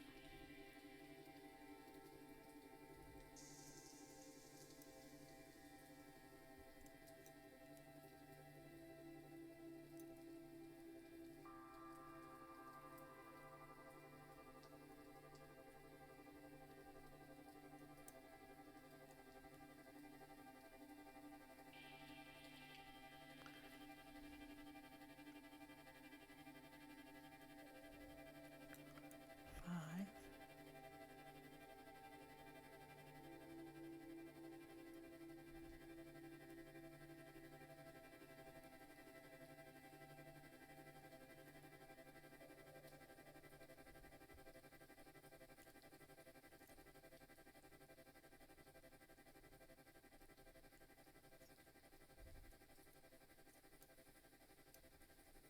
6.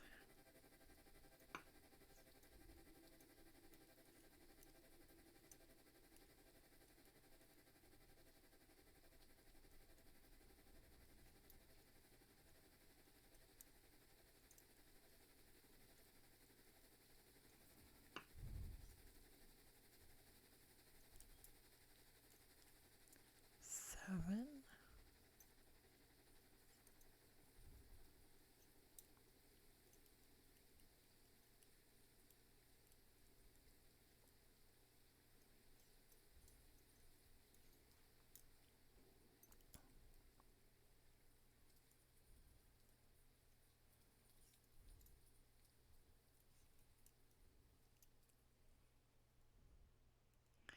8.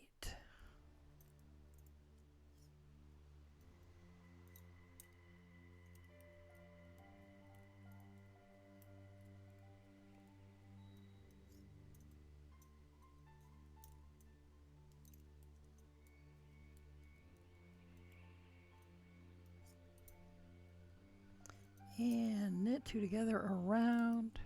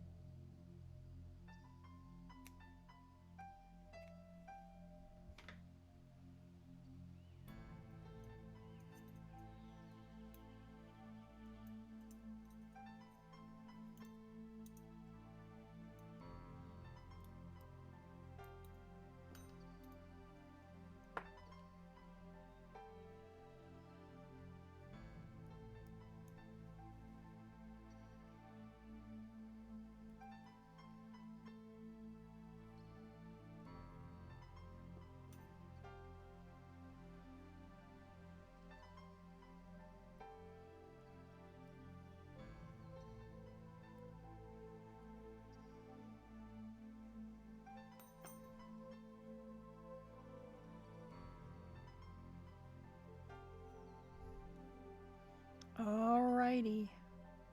There we go. Second kid mitten. We got the whole pair done tonight. Woohoo. Now I just have to weave in the ends. Give them a little bath.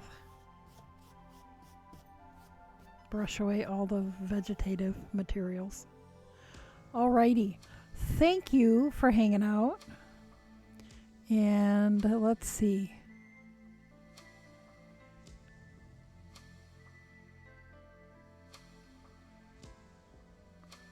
There's a way more people here than Streamlabs says. Anyway, I'm gonna take a peek.